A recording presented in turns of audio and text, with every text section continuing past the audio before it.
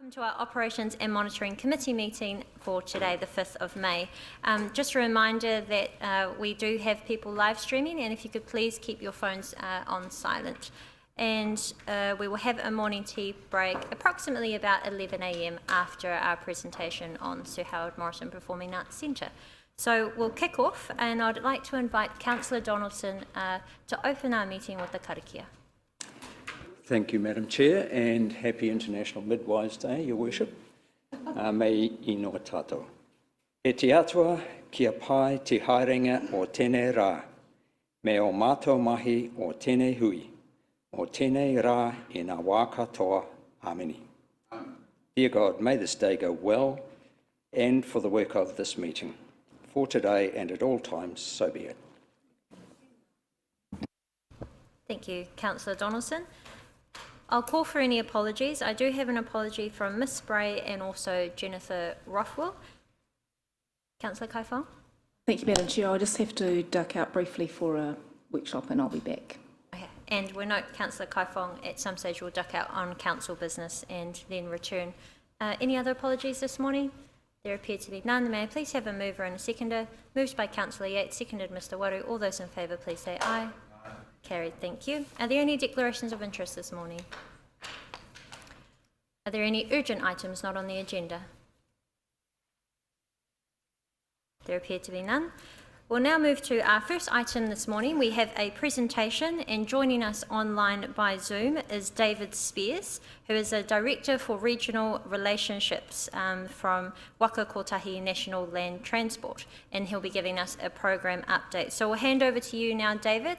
You can do your presentation, and if it's okay, we'll take any questions following that.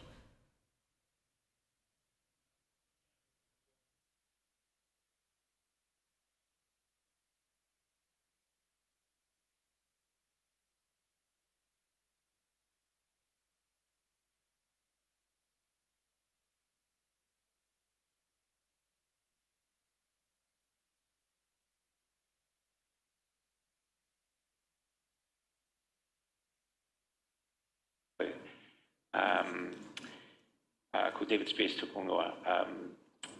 Tēnā koutou, tēnā koutou, tēnā koutou katoa. Kia ora, everybody. Thank you for having me here.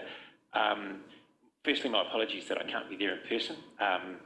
Unfortunately, circumstances have conspired against me being there today. I would have liked to, because I haven't come to you in person yet. But hopefully today you're expecting me to give you a bit of an update on the projects that have been completed and are in the pipeline in your district, and there are many. I have got a PowerPoint presentation which I'll pop up on the screen as much as anything, just to guide our conversation, if I can get it to work. Now, for some reason it's decided it doesn't want to. Oh geez, bear with me. No worries, David, just take your time. Got to be one of these.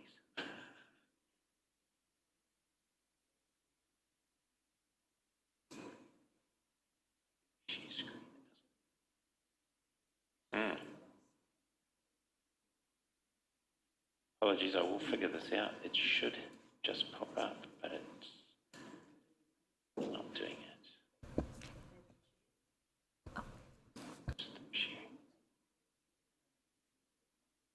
I just wondered if we did the minutes. Well, Hey David, while you're pulling it out, we might just approve our minutes, which will be quite quick, so you carry on. May I please have a... Oh, he's got it. Never mind. Over to you, David. Sorry, yeah, I'm used to using Teams, and for some reason.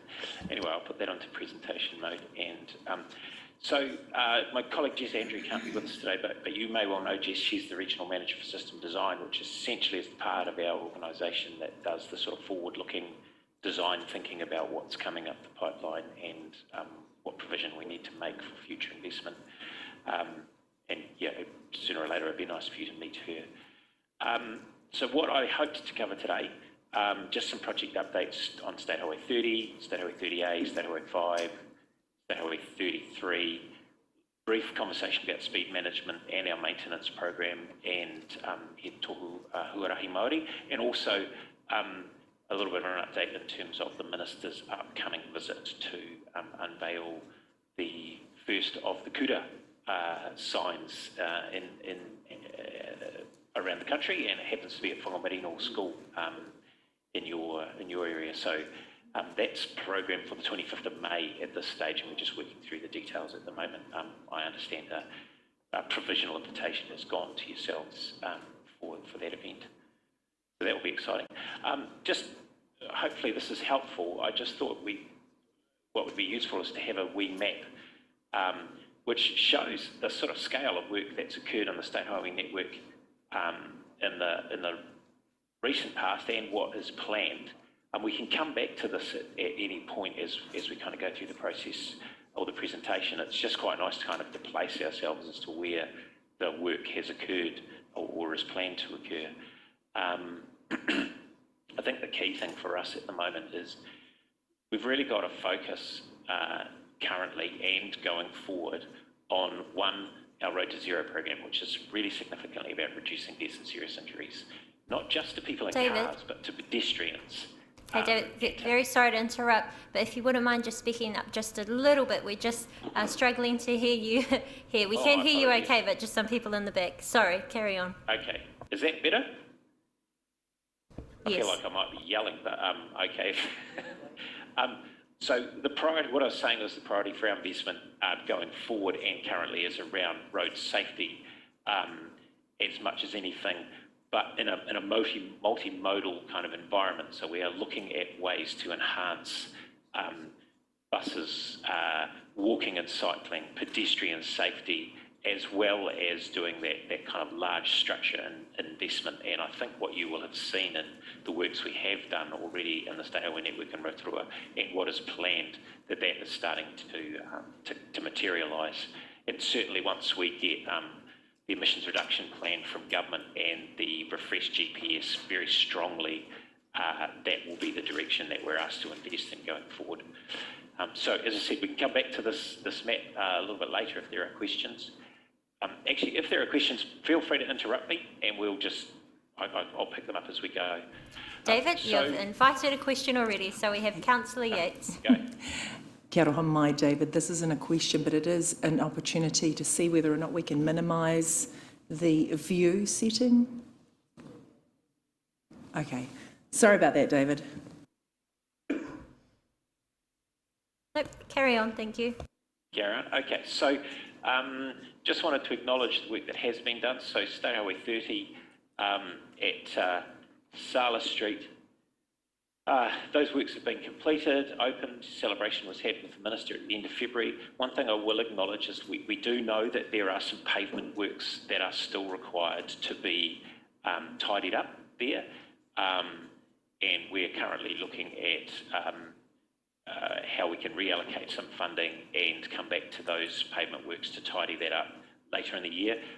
One of the issues we have with particularly bitumen is once we get into May, really, once the ground temperatures start to decline, you can't lay bitumen successfully. You guys all know this yourselves. And so those will have to wait until probably around about October before we come back to tidy that up. But aside from that, successful project, a really, really good outcome, and we're quite pleased with how that has come through. State Highway 30, Salar Street intersection. Oops, apologies, don't know how to drive this thing. Some works still to come there, but nonetheless, an important project. I'm just going to flip through these very quickly because these are the putting a bridge and underpass again. Nice piece of completed work. The scale of investment over the last little while in this area is quite staggering when you put it all together. So it's I think you guys should be very, very pleased with the outcomes. State Highway 30, Tenai Road and Tarawera Road intersection, it really wants to skip every time I touch this thing. Again, some works completed there, and one of the things we're really pleased about is the shared path at Tarawera Road, and I hope that is starting to pay dividends and will continue to do so. I'll skip through to State Highway 30 Eastern Corridor Stage 2. So this is work to come. Phase 1, so this is broken into a series of phases, and partly that's just to minimise the disruption, but it's also to manage the workflow as we get into this work. So phase 1 focused on supporting the growth and development of that eastern Rotorua side, specifically the Wharianui block, land block. The safety platforms have been completed at those local road intersections, and the purpose of those is one, to slow traffic down, but it's also to ease pedestrian access without creating pedestrian crossings, but make it a little bit safer. The enabling works, including utilities investigations, etc., are complete, and the detailed design for that last section has been done. So the next step is obviously phase 2,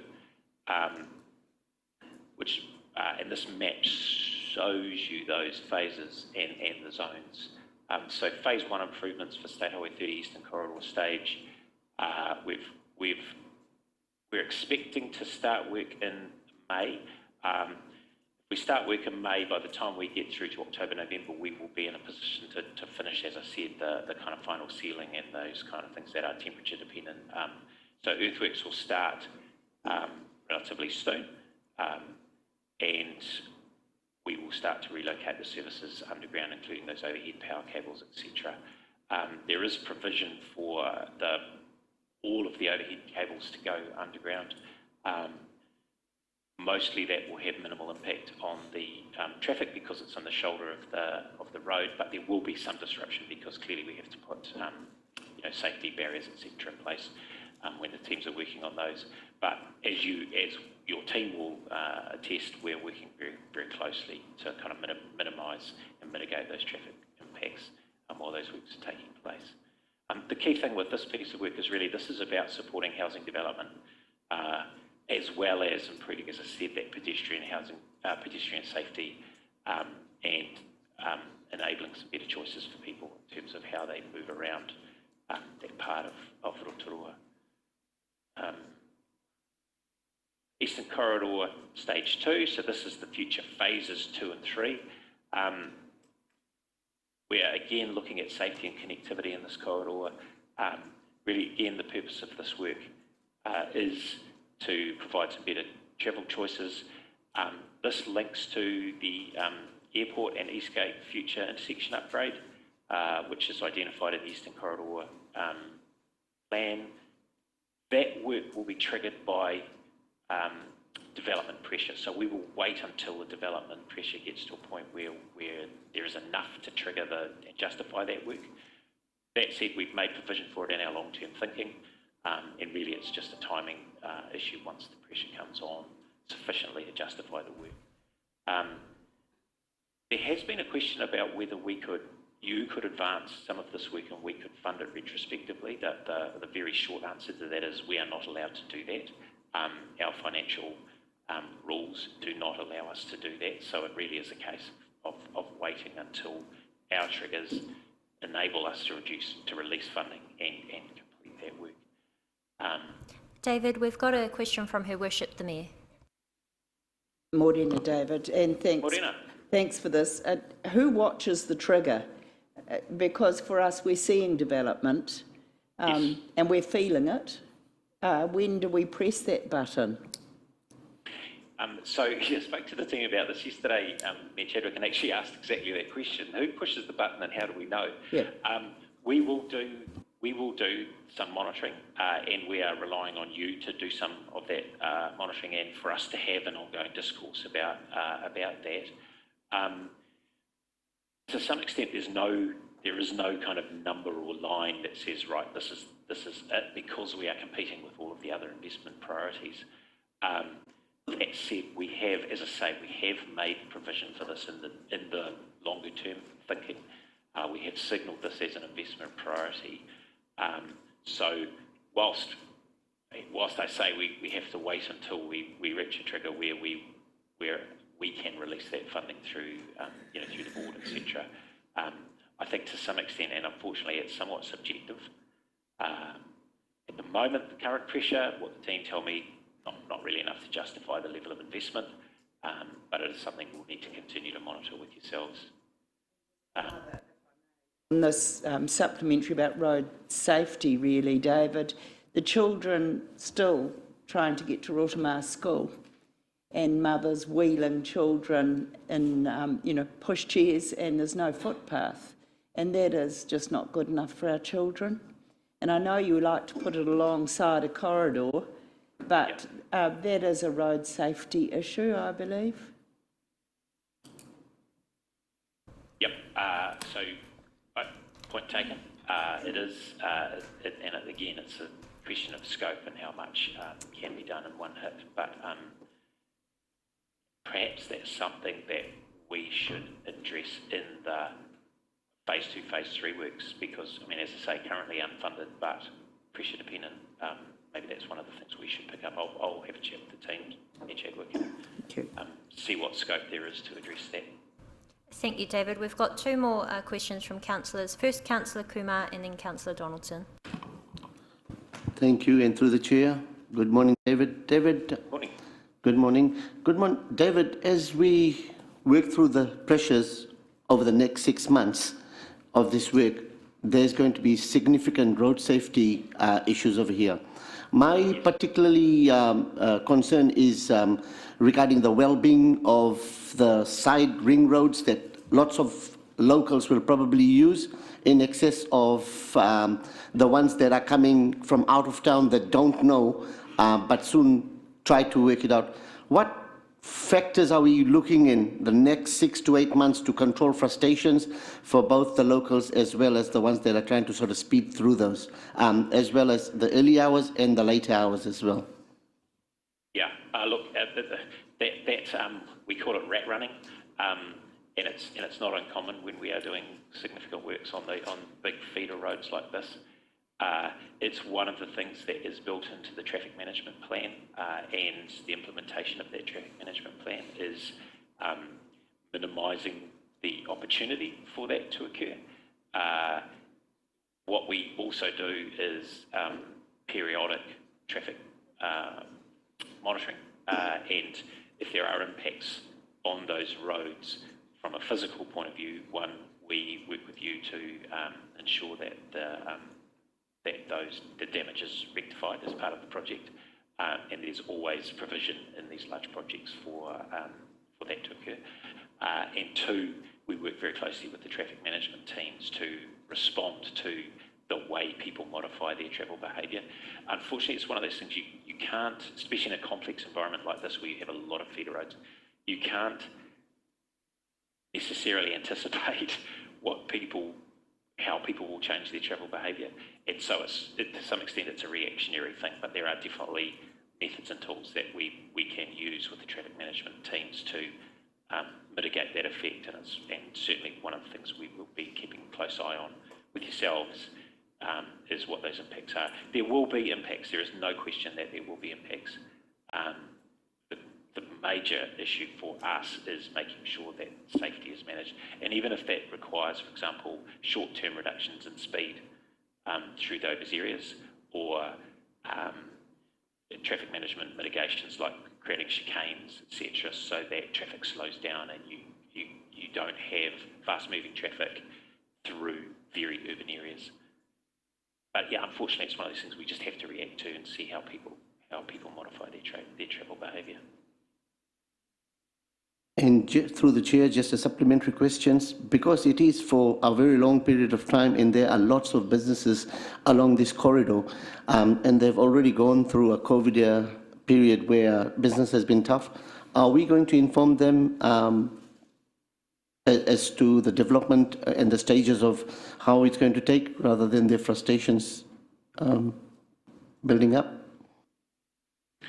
We have got quite a comprehensive comms plan on this piece of work. We are very sensitive to the fact that when we're working in these kind of urban and semi-urban environments with commercial retailers particularly, that the works can have quite a significant impact, and so we do put quite a lot of effort into ensuring that we are in communication with them, and if we can manage around their needs, we do. If we can't, to some extent, there's not a lot we can do about that, but we do try very hard to maintain contact. And the folks in Hamilton here that have just been through this down as we're linking up onto the expressway will tell you, we do try and bend over backwards as much as we can to mitigate those effects.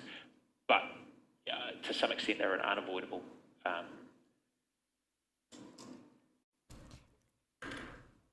Thank you very much, David. We've got a question from Councillor Donaldson, and then Councillor Wang, Councillor Yates, and then I'll let you finish off your presentation and we'll save any questions until the end. So over to you, Councillor Donaldson. Thank you, Madam Chair. Through you. Kia ora, David. My question is around the last bullet point, triggered by development, and what does development look like? Is it just restricted to development at Eastgate and on the airport campus, or are we looking at development in a wider sense, what might be happening in Western Bay at Rangiuru, dare I say it, an Eastern Interchange at Papamoa, all of those things which would impact on, I guess, the traffic volumes on that highway? So it's a combination of those factors. So one, there will be local development, and that local development will be stimulated to some extent by the completion of the phase one. That will put immediate pressure, and we will monitor that pressure, and then as well as the airport itself.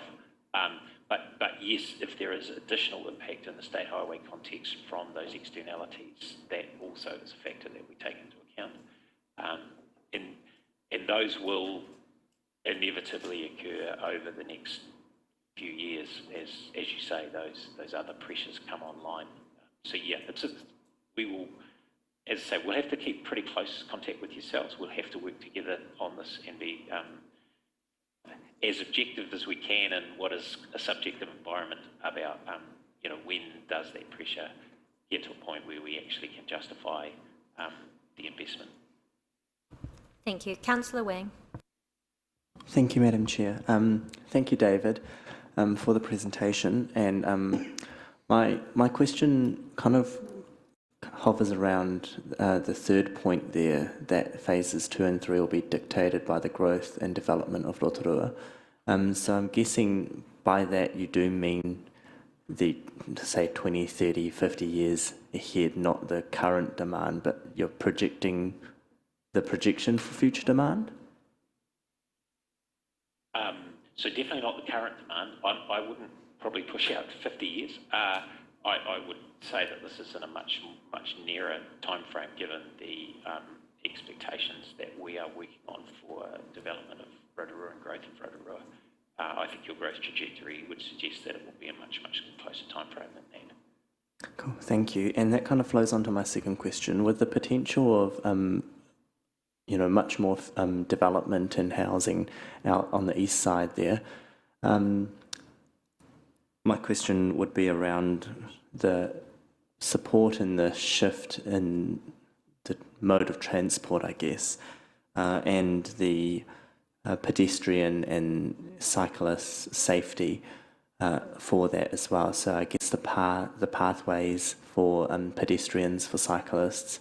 We do see every now and then, unfortunately, that there are incidents involving cars and cyclists, and I kind of want that assurance, I guess, that the safety of pedestrians, cyclists, and also I think our vision impaired community as well will be looked after with that development. And I guess that kind of also flows on from Mayor Chadwick's comment around Rotokawa School as well, to ensure that the safety of our people are looked after, but also and also supporting the shift in that mode of transport as well to lower our emissions.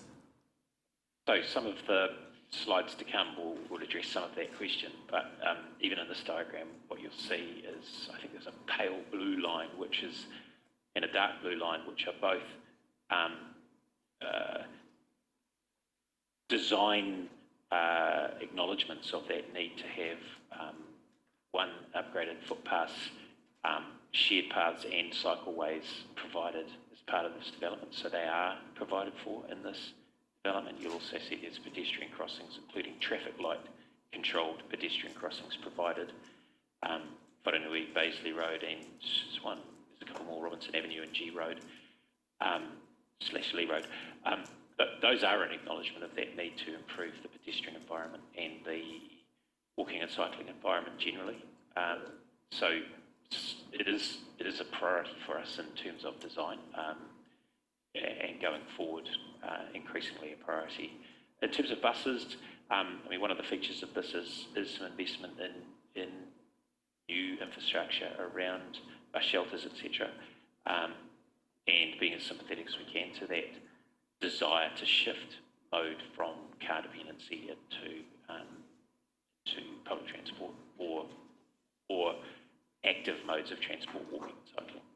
And Rotorua, has got such a good culture around active mode transport already that, I think the uptake on those will be enormous. Thank you, David. Final question from Councillor Yates. Thank you, and through you, Madam Chair. Nei rā te mihi ki a koe, David. Me mihi ka tika kia Councillor Wang as well as Councillor Donaldson, because they actually asked one of the questions in part, and that was around the modal shifts actually, so thank you. Also, I look forward to some of the slides coming up. I also want to acknowledge the work that has been done, the modifications and the road improvements that have been done along a lot of the passages that actually Councillor Kumar may have been intimating that he might have been concerned about. The modifications and improvements there are fantastic, and around the communication that's gone out. My uncle who lives along Tingai Road is on that next piece that is waiting to be delivered upon and can't wait. So your comms have also been good to the residents that are in particular affected along that particular stretch of road.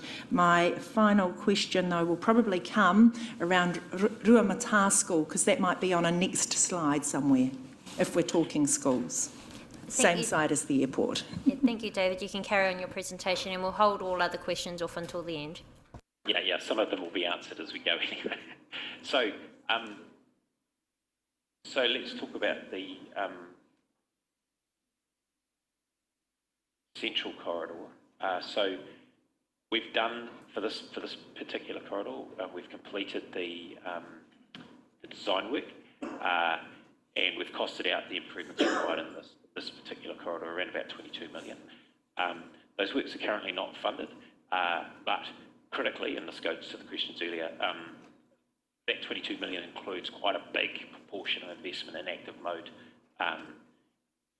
modifications, so encouraging safe walking and cycling, and ultimately in the long term, obviously, will support the revocation of state highway status in this corridor so that it becomes a local road, but a local road with provision for walking and cycling.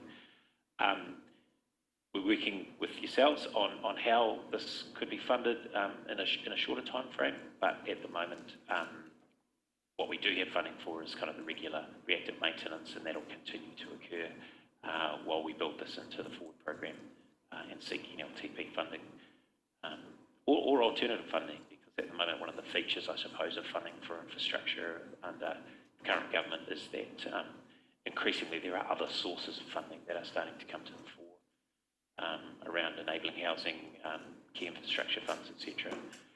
In terms of State Highway 30, 33 Tenai Junction, because that just came up, we have secured, so this is again a safe infrastructure or a speed and infrastructure program funded piece of work. So this is one of the funding sources we have internally around where the priority is actually about improving safety. Funding secured for the detailed design and the construction. So May funding announcement of funding. This is a $6.4 million project. I'm aware that you are probably already aware of the funding outcome for this, and so we will be starting enabling works later this month, and this work will be completed in kind of early 2023, and it's a fairly significant improvement, including a bypass, underpass or a bypass for people on walking and cycling.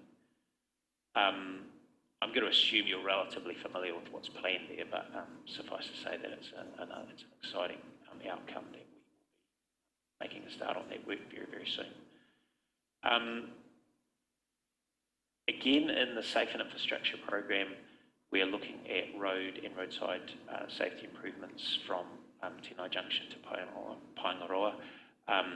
Again, this is about installing some wider shoulders, looking at wider centre lines. Those wider centre lines, even if there isn't a physical barrier, what they do is they create what we call a self-explaining road. So the lane feels narrower and it slows people down.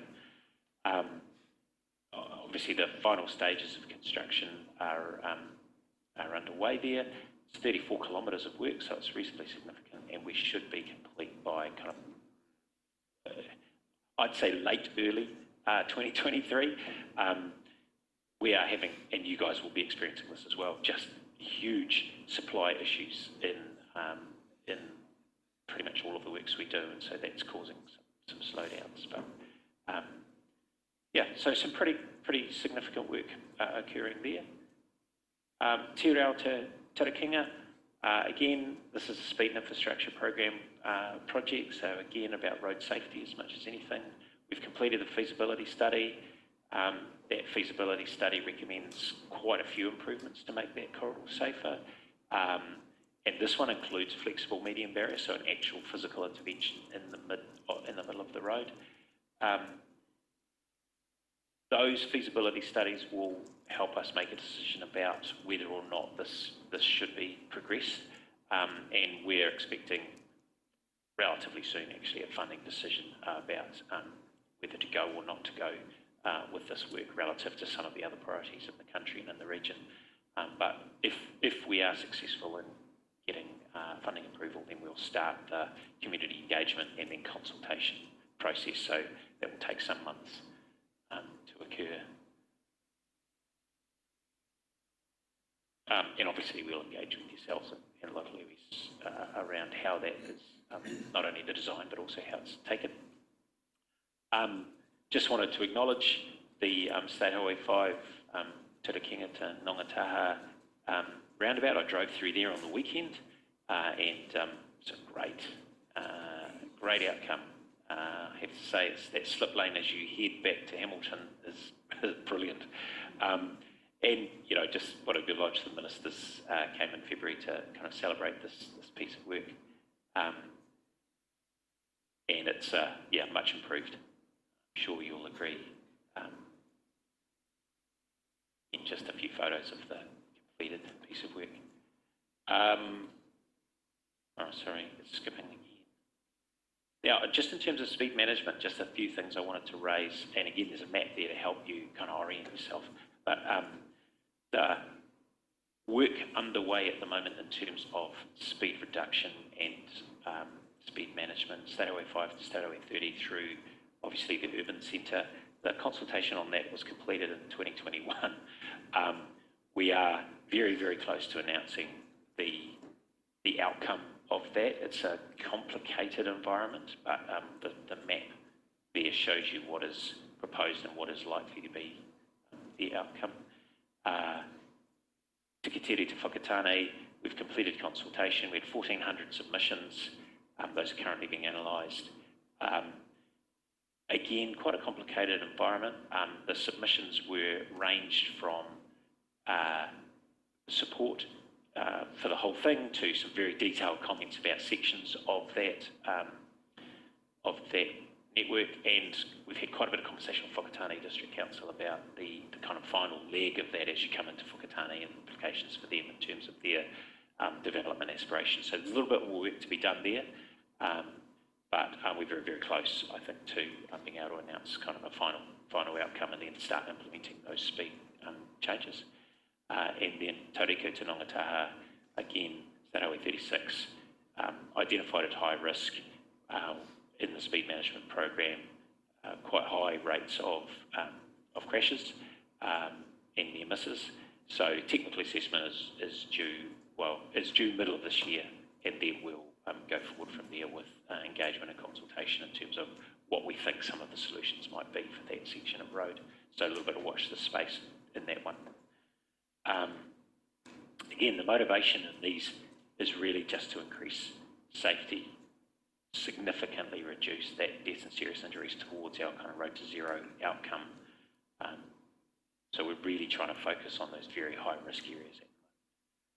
we're also very aware that the new speed rule will potentially change the way we do some of this work, but these ones that are in train already, we're just progressing with until such time as we get to that point. Just a quick note on maintenance. The maintenance program, obviously the season around renewals, etc., is now finished, and that comes back to that point I made earlier about the fact that we don't like to do seal or significant works over that winter period. The ground temperature drops too much and the seal doesn't work, and then we end up having to come back and redo it. But huge amount of work actually got delivered in spite of COVID, I have to say, in the network in the Eastern Bay of Plenty. Obviously, State Highway 36, we were able to get through a lot because we were able to close some of those roads and not work in a live traffic environment. The 22-23 program is currently being finalised, but there will be quite a significant program again in 2022-23, and you'll see that kick off probably in September, October. And again, we'll be in close contact with yourselves about how we do that to mitigate some of those traffic impacts, as was raised earlier. And last but not least, just wanted to give you an update in terms of the Māori bilingual traffic signs program. So we're starting this program with the Kura sign. And when we went out for consultation, the overwhelming feedback was that would be a really cool place to start and a really obvious place to start. And I know that you guys are very much behind this. And in fact, if we could go faster, you would be supportive of us going faster. I guess the exciting thing is that on the 25th, the Minister will be coming to unveil or announce that first Kura sign at Whangamarino School, and so we will get, once we've got the details of that and the timing of that, we will get some invitations out to you. At the moment, the funding provision for this is really around replacement, so as those signs become as they require replacement, we will replace them with te reo as well, bilingual signs. And there will be a few places where we are a bit more proactive in terms of putting in signs, and where there are new signage, all of that new signage will be bilingual. So it's quite exciting for us. I think it's been a long time coming, and it's something that we really, really proud of. I think that's yes. So no doubt there are more questions. Happy to take those. Thank you very much, David, for your presentation. We will open for questions, but we do also have a big agenda, so if elected members could please keep them brief. We'll start with Her Worship the Mayor and then at Mr Waru. Thank you, David. Very excited about the Kura signs, how we have Verco started that at Rotorua. So very exciting to see that movement, and thank you for that. Minister Woods came here for a meeting where we made it clear that's where we wanted the rollout to begin. So that's exciting, but if he's coming on the 25th, that island at Okere Falls with a new business with zipline opening really is becoming of paramount importance to get that finished for pedestrians crossing. There's a lot more traffic actually coming in on the road and off the road there with that new business. So if that could be finished before the Minister comes, that'd be great. Thank you. And will it have handrails? I've no idea. Let me find out. Thank you. Thank you. Now, Mr Waru. Tēnā koe, e te tiamana, o tira tātou katoa, koroa te wā. David, tēnā koe, taini waka, mihi atu ana. Just in regards to that last slide you had on there around Te Mātāwai and the Kotahi partnership, what is the nature of that partnership, if you don't mind me asking?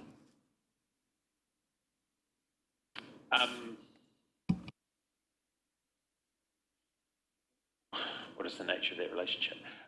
The nature of the partnership is essentially we are working in a collective way to prioritise, to ensure that the bilingual signs are appropriate and appear appropriate, the language is correct, and that we are prioritising where we put our effort. I'm not sure what else I can. Is that in terms of, supplementary question, sorry, in terms of, are you funding it together? Are you conducting, I noticed that public consultation there, I would like to think that that's more around hapu iwi consultation, really, no matau ke te reo. So I was just trying to get a handle on what exactly everyone's doing in that relationship, that's all. So we are funding that as part of our usual program at this stage. There is further funding coming to be more proactive in terms of sign replacement. The partnership is more a partnership of mutual guidance of mutual decision making around what the priorities are and how to go about implementing this. But it's our funding stream that is undertaking the work. Oh no, that's cool. So there will be scope for iwi-centric kupu, ne? Oh yeah, Kapai. And just not one more question, but just a tono around the, I think you outlined the program where signs will be, as they're needing to be replaced, they'll be doing it. Is there any other, a faster way where this can happen? Or because some signs might take 10, 15 years to replace, you know? I'd like to think we want to be a bit more proactive than that. So at the moment, the kura signs are the priority and they are being proactively addressed. As other signs need replacing, they will be replaced bilingually.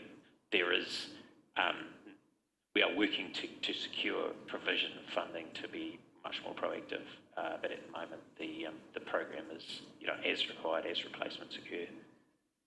Tēnā koe, David, mihi ana kia koe, I look forward to the progress. Kia ora. Thank you. We now have Councillor Wang, followed by Mr Hurd and then Councillor Maxwell. Thank you, Madam Chair. Thank you, David.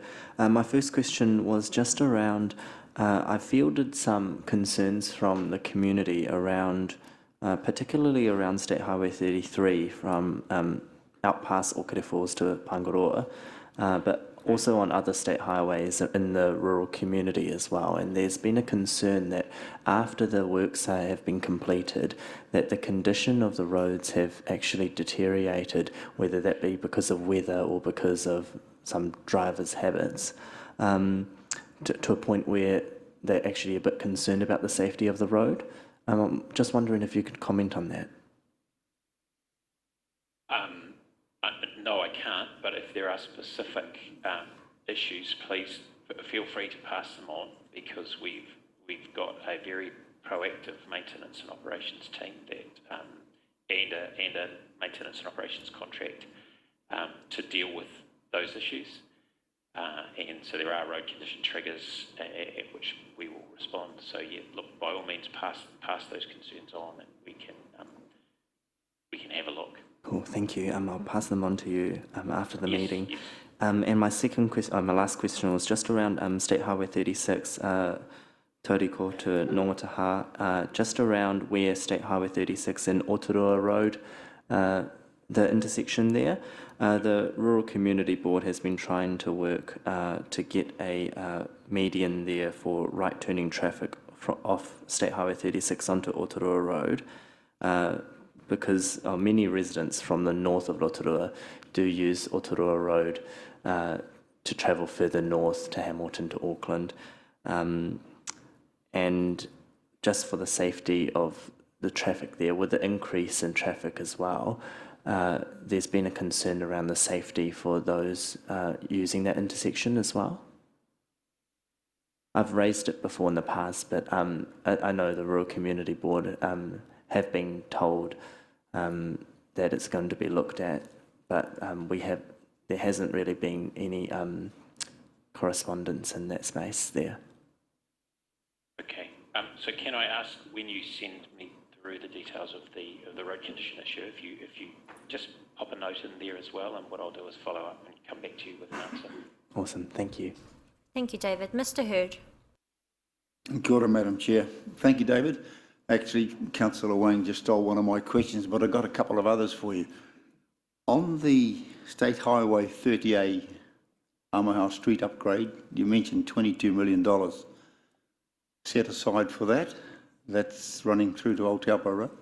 My question is there any provision in that sum to provide separation of the foot traffic and the road traffic opposite the Central Mall, people coming up and down to Tanakai Street in and out of Central Mall? There is provision in there for specific pedestrian and cycling.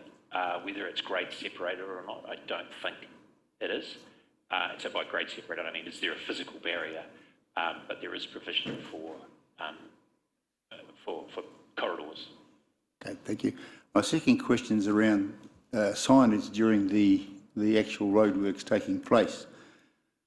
And we've had a few complaints. I'm from the Rural Community Board and travel into town every day during the week, and I've seen it myself on quite a few occasions of signage being out of date and losing credibility, safety signage around roadworks. Yep. And it's a bit of a concern, not only because of the nuisance value to road users, but also the safety value. We lose credibility. We've seen signs up that have been, you know, something's going to happen here on a certain date, and it's still there 3 weeks after the date passed and the work's completed. And so people start ignoring the signs, and it becomes a safety issue in its own right.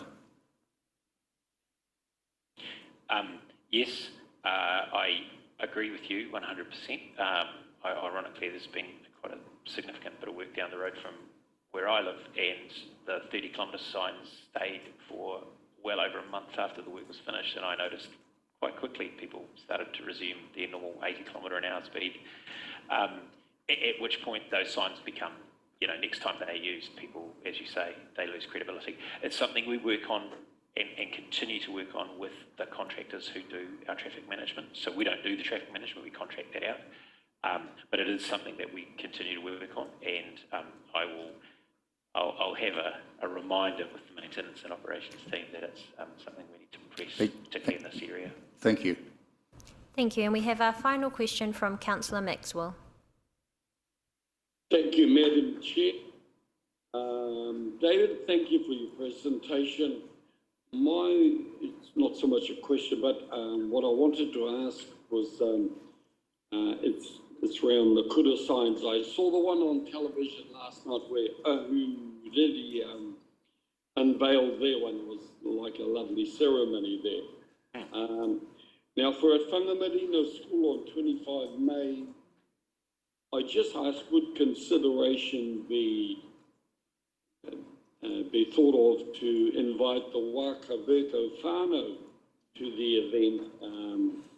Hawe being a school principal around that area at Rotorua, and who knows, tamariki from there might come too, but whether consideration would be given to inviting their whānau along. We're happy to have anybody along to the event. Do you have the details that we can use to contact? Oh, I think we can get that quite easily. And Hawe's father, he only lives in Te Decal, not far away from here, but I think it would be a wonderful, wonderful thing to do. Wonderful gesture. Thank you, David. Yes, thank you very much, and sounds like we have a few things to fire off your way after this meeting, David, but look, thank you very much. We appreciate you giving an update on some very significant projects for our transport program, but also for the safety of our community ultimately. So thank you very much, David, and we will be in touch with you again soon. Thank you. Thanks for your time, everybody. You're welcome. Ka kite. We now move to our agenda. We are on page 7 and we will move our minutes. May I please have a mover and a seconder for the motion that the minutes of the Operations and Monitoring Committee meeting 7th of April 2022 be confirmed as true and correct record. Moved by Councillor Donaldson, seconded by Councillor Kumar. All those in favour please say aye. Aye. Thank you. On our staff reports, we'll start with our financial performance. May I please have a mover and a seconder for the motion that the report financial performance for the 9 months ended 31st of March 2022 be received. Moved by Councillor Kaifong, seconded by Councillor Yates. All those in favour please say aye. Aye. Carried, thank you. And we'd like to invite Thomas Colley to overview his report, and also we have a PowerPoint presentation this morning. Thank you, Madam Chair, and good morning, councillors and board members.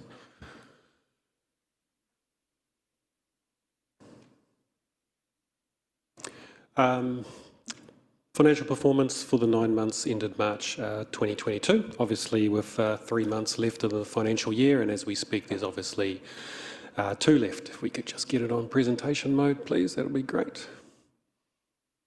Thank you. We've talked about this probably the last 6 O&M meetings with regards to the financial pressures that that council has faced. I've changed the slide slightly to amalgamate a couple of slides together. So obviously around the financial risks, we continue to face COVID-19 impacts, not only with regards to impacts on our community, logistics, the ability to get resources and so forth, and a lot of entities still not operating back at the capacities that they previously were. Inflation has obviously hit 6.9% as well, and we are now seeing, in particular with a couple of our contracts repricing around the inflation clauses, are seeing that the increases into our organisation are slightly higher than anticipated, and that's probably no surprise when we were living in a world where we were expecting inflation to be below 2% with regards to headline, and we are now seeing an annual inflation increase of 6.9%. Continuing costs on demands and materials, and the continuation of what has been described globally as the Great Resignation, where people are making choices with regards to where they wish to live and where they wish to work, and we are seeing a significant shortfall of skilled workers, in particular in New Zealand and across New Zealand, and we're facing that as well with regards to within Rotorua. We do have a number of strategies underway, and obviously we're focusing on the Infrastructure and Acceleration Fund, which I understand the government is shortly making announcements around New Zealand on how they are looking, focusing on community safety, housing. We've soaked up landfill legal costs and reparation costs, mentioned the CPI, and as well as that contribution to support the QE Health with regards to the new building, and just the finalisation of the community resilience funds that have flowed through from the previous year as a result of the initial 2020 lockdown. Our focus continues though on delivering all our services, and in particular key priorities around housing and community safety. I did mention before, we've just seen a little bit of pressure come on board in the last month around some CPI repricing, but everything else has fairly remained consistent. So parking revenues continue to be down on budget, but we have seen a small uplift recently. Events venue revenue stay behind budget. Obviously, the event space is only just starting to recover, and we're now starting to see more events come online. And with regards to operating expenses, we are seeing high staff vacancies. We're having to fill them with contractors in places, but also there's a significant investment in applications around the Infrastructure Acceleration Fund and housing, and that has lifted the contractor spend in our organisation. When you take that overall result though, and you add in our capital revenues, such as the revenues we receive from Waka Kotahi, we do have an overall $8.2 million surplus for the period. Again, when you look at that financial review in a activity view with regards to the group of activities that we do, the pressure has remained consistent in the community wellbeing space and the district development and regulatory space. So again, where the majority of the external revenues sit that are being impacted, and also supporting the housing. But you'll just see at the second from the bottom there's just been a little bit of pressure come on board in the waste management area, and that's as a result of the contract inflation clause that has come about. Overall, though, still fairly confident that we will end the year within 2% of budget, and I'm slightly optimistic that it will be slightly better than that as well. So From a capital spend perspective, we are starting to see impacts of the logistics challenges and contractor challenges. However, our underlying renewal program on our infrastructure is well progressed and is almost coming to completion. As you recall, the majority of our renewals are done in what we call the construction period, where the weather is slightly warmer and you can lay down new tar on the roads and you can dig up ground and put pipes in. And so our renewal program generally takes into account September to March, April, not during the winter period. So that's progressed well, and also there's a number of large projects that are also well underway. And as we've signalled before, we are anticipating a $90 million year-end spend on our CapEx against the budget of about 146 million, I think. So it will come in under budget. And have previously talked about those projects that are causing that capital spend to come under budget. There is no change to those. And so therefore, just to wrap up, we do anticipate an operating result within 2% of budget. Capital spend will be 56 million underspent, and that's just down to timing of projects and in particular material constraints. And again, our debt will be down reflective of where that capital spend sits, and at this stage we still do not anticipate using any debt to fund any operating expenditure. So with that, happy to answer any questions. Thank you, Thomas. Councillor Kumar. Thank you, Madam Chair, and through the Chair, thank you, Thomas. Not easy when you're trying to manage the cost pressures around the cost of living, and it's difficult. But I see we've got $496,000 surplus on staff employment. How are we managing to deliver if we have lots of vacancies in different departments across the board? And is because we've seen lots of vacancies and as well as lots of cost savings, but are we sort of using that with workloads from agencies? I think we have covered that in quite a lot of detail in the other ones, but if there are any further points that you wanted to give assurance, then you can do so, Thomas. Just a reminder to councillors that at any point, we do normally have a level of vacancies in our staff with regards to regular turnover. And councillor, as I said before, a lot of those vacancies, particularly in key critical areas where we're not able to fill them, we are now using contractors to undertake that work. Hence why the contractor spend is much higher than budget at the moment. Your Worship, the Mayor. Those lines actually as well. I heard with the proposed Three Waters next step that there's the ability to have backfilled staff, but are we having difficulty in getting engineering staff and infrastructure? Because it's all very well to get the money to get them on board, but I came to the Pōwhiri the other day and it wasn't a feat of technical engineering staff coming through. No, there continues to be challenges in that area as well with regards to the recruitment. I did see a sly smirk from my colleague, and the challenge would be therefore is that if the government does progress with that and wants to draw staff out of our organisation to assist with the transition, it will be incredibly difficult to backfill them. Yep. Were there any other questions? And just while people are thinking on that point, it has been incredibly challenging for local government as an entire sector with staff retention at the moment, and there will be more challenges if those reforms are to come into place. So we will keep our eye on things and do all that we can, but also want to acknowledge and appreciate the hard work that our staff are doing in such challenging times. Councillor Kumar, you had a further question? Thank you, Madam Chair. Madam Chair, this is through the Chair to... I think the reason I asked that question and why I justified is because once again it's been noted over here in your report, even though it has been succinctly, but it's been brought forward. But it's also mentioned over here.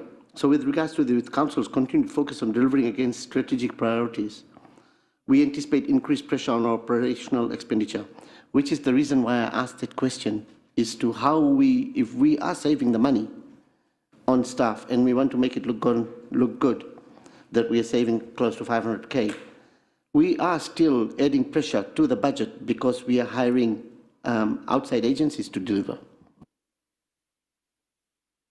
That is correct, and I think our preference would be to not be 500,000 favourable against that budget line, and would be to have the complement of staff with the expertise to help us deliver against our priorities. Yep. Just a supplementary to it, so is it a problem? I know there is a problem everywhere, but is it a problem for our organisation to hire staff at the moment? It's a challenge just like everyone else in New Zealand and worldwide. So the challenges that we're facing are not unique to us. So a lot of businesses in Rotorua are having the same challenges, and just like in New Zealand. Thank you. Question from Councillor Wang and then Councillor Kaifong. Thank you, Madam Chair. Thank you, Thomas. It's just a quick one around one of the pressures being from the grants and contributions, which is the Community Resilience Fund. Are you able to just elaborate a little bit more on that? For example, is that like how much left we have of that fund, or? Yeah.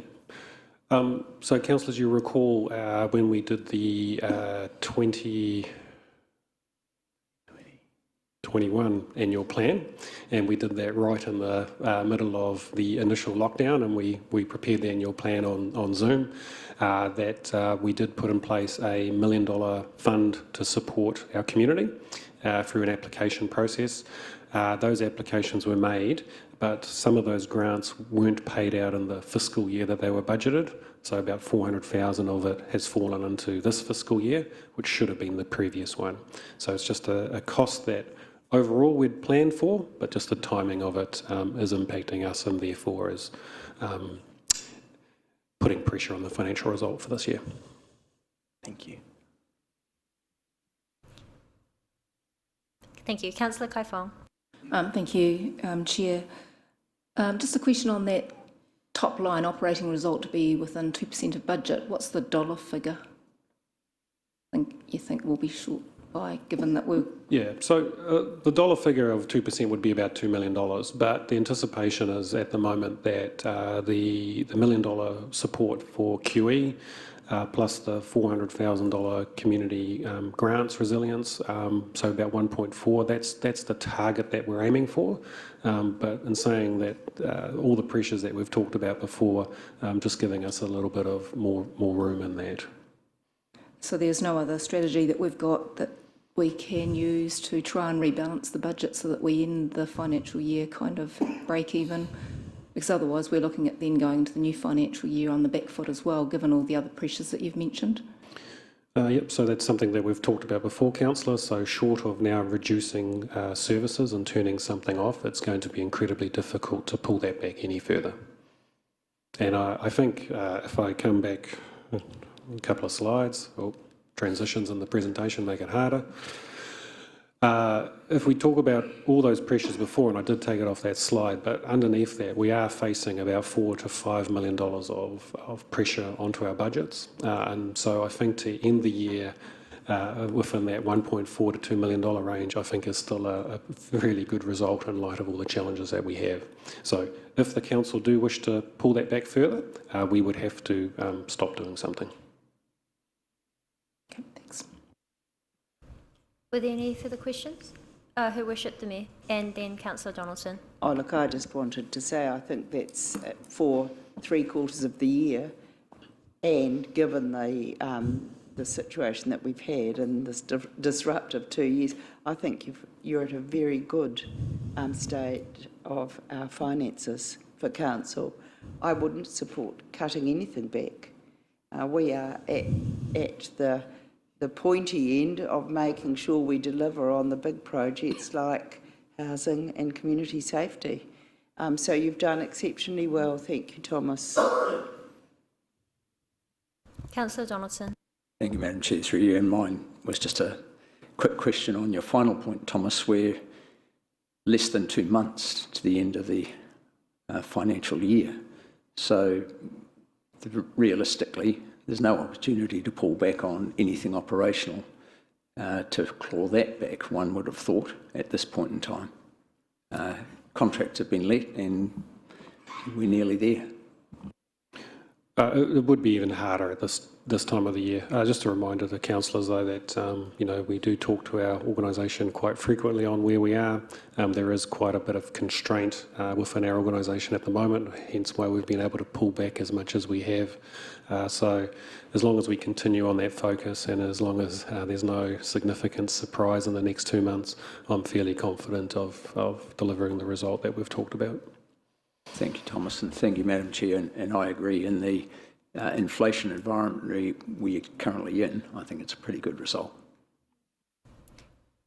Thank you very much. We'll conclude that discussion and now move into our operational report for March. May I please have a mover and a seconder that the operational report for March 2022 be received? Moved by Mr Hurd, seconded by Councillor Kaifong. All those in favour, please say aye. Thank you. And we're with Thomas for the Organisational Enablement Group on page 16. Thank you, Madam Chair. And hasn't been moved, sorry. Oh, has it not been? Sorry, that was moved by Mr Hurd, seconded by Councillor Kaifong. And that was put. So thank you, Thomas. Sorry. Over to you. Happy to have the report as read and take any questions that you may have.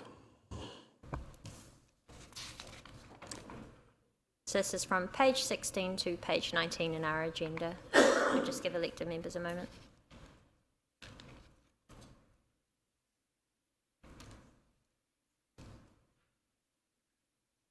There appear to be no questions. Thank you very much, Thomas. We will move to our District Development Group and our DCE JP, who is going to come up and also talk to a presentation for his report this morning.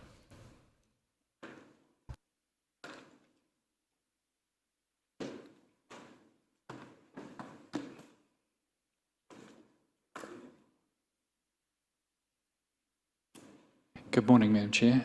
Thank you for that. I've just got a short presentation just to give some highlights, but and I should have been here today with my two leads under the District Development Group, Jason Ward, who's planning side of the team, and Jackie Rodder, who's the growth and development side. So we'd actually split up these slides so they could present them today, but both of them are off sick at the moment, so I've been left to it for myself. Can I just return to the staffing question that was raised earlier? Obviously, we'll be presenting some information here about the growth and consent numbers, and part of that pressure has really been felt within the consent planning area and the building consent team, doing a marvellous job trying to make sure they meet the statutory timeframes and put through consents as quickly as possible to enable as much building and development as we can. Both of them have shortages in staffing at the moment, so we are using external consultants as much as possible, but even those external consultants are also struggling for staff and to be able to meet the demand for work as well. So that's one particular area, in addition to engineers, which are in huge demand, both building inspectors and consents planners. So yeah, a real challenge for us. So really I was hoping just to cover off today housing communications, and you can see there a bit of a template or a framework there. Just talk a little bit about consent numbers, plan change engagement, and just an update on the IAF application, and also our housing information series, which is for us the result of that process about not running a housing symposium. So I'll just step you through those topics. And I'd also quite like just to update the committee on the regulatory process that we're undertaking around the motels. There was a date of Tuesday. That was the conclusion of the last letter sent to a number of establishments. So I just want to update you on that, and also just highlight that we've received an MSD report analysing the numbers of clients that are in emergency housing. So I'd just like to talk briefly to that one as well. So if I just step you through here, Rotorua for Tomorrow is kind of our unifying thread here to talk about our planning and housing development strategy as we move forward. As you're aware, this is a multi-faceted approach to ensuring that we're building thriving communities and making sure that we've got homes available not just now, but into the future. So, and you've become very familiar with the language around national policy statements on urban development, intensification plan changes, future development strategies, infrastructure acceleration funding, development contributions.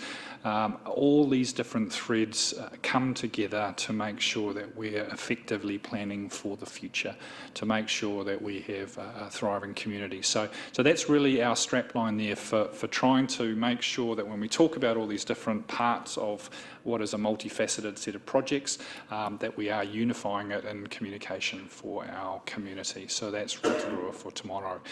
So the little logo that was being created there is just based on the brand that has been created for us as a destination. So that gives a whole bunch of design frameworks. And so we've been very lucky that Una's team has the capacity just to have worked that through for us and just given us a bit of a framework. So the slides I've got before you just have been prepared by that team, but they also give us this chance to see you can do it in light blue, dark blue or black background. So there's a range of things, and I've chucked them all in here just to show the flexibility they've given us. So I just thought I'd introduce that as well. So again, that's our way of just making sure we're making sure when we talk to our community, they can see how it all comes together in us planning for the future of the city. This table is inside the report, but I just thought it was just important to talk to it because we've spent a lot of time talking about residential sections being created or new house builds, but that's only part of the business the team does. So this goes back to the wider set of all resource consents and all building consents undertaken within the district. You can see there that if you take that top line, you might think that actually we're not doing quite as well as we were. The difference back into that 2021 year was that was the big push to change out fireplaces. So we had a heck of a lot of consents in that year. It was the conclusion of a whole bunch of resource consent processes to take out fireplaces. So the 2021 full year is sort of not a great picture. So if Jason had been here, the intention he was trying to do is just to bring you to the second one there, which just looks at the value of the building consents year to date. So there's been a significant step up from the same period last year, from that 158 million to the 218, so a 30-40% increase on value. What the planning team are seeing there, obviously there's cost escalations and works that have been undertaken, but what it really emphasises for them is that they're seeing far more complex consent applications, far bigger projects, and corresponding the significant amount of value. So the work that has gone into that top line of number of consents is significantly higher than what it has been in previous years. So again, for us then we come back to the consented lots. So again, this is the really positive piece as we start thinking about across the next 10 years, we need to see significant uplift in the number of lots being created and correspondingly, hopefully, the stepping up successively in the number of homes being built in the district. So we can address our deficit and make sure we're providing sufficient homes for our community as it grows.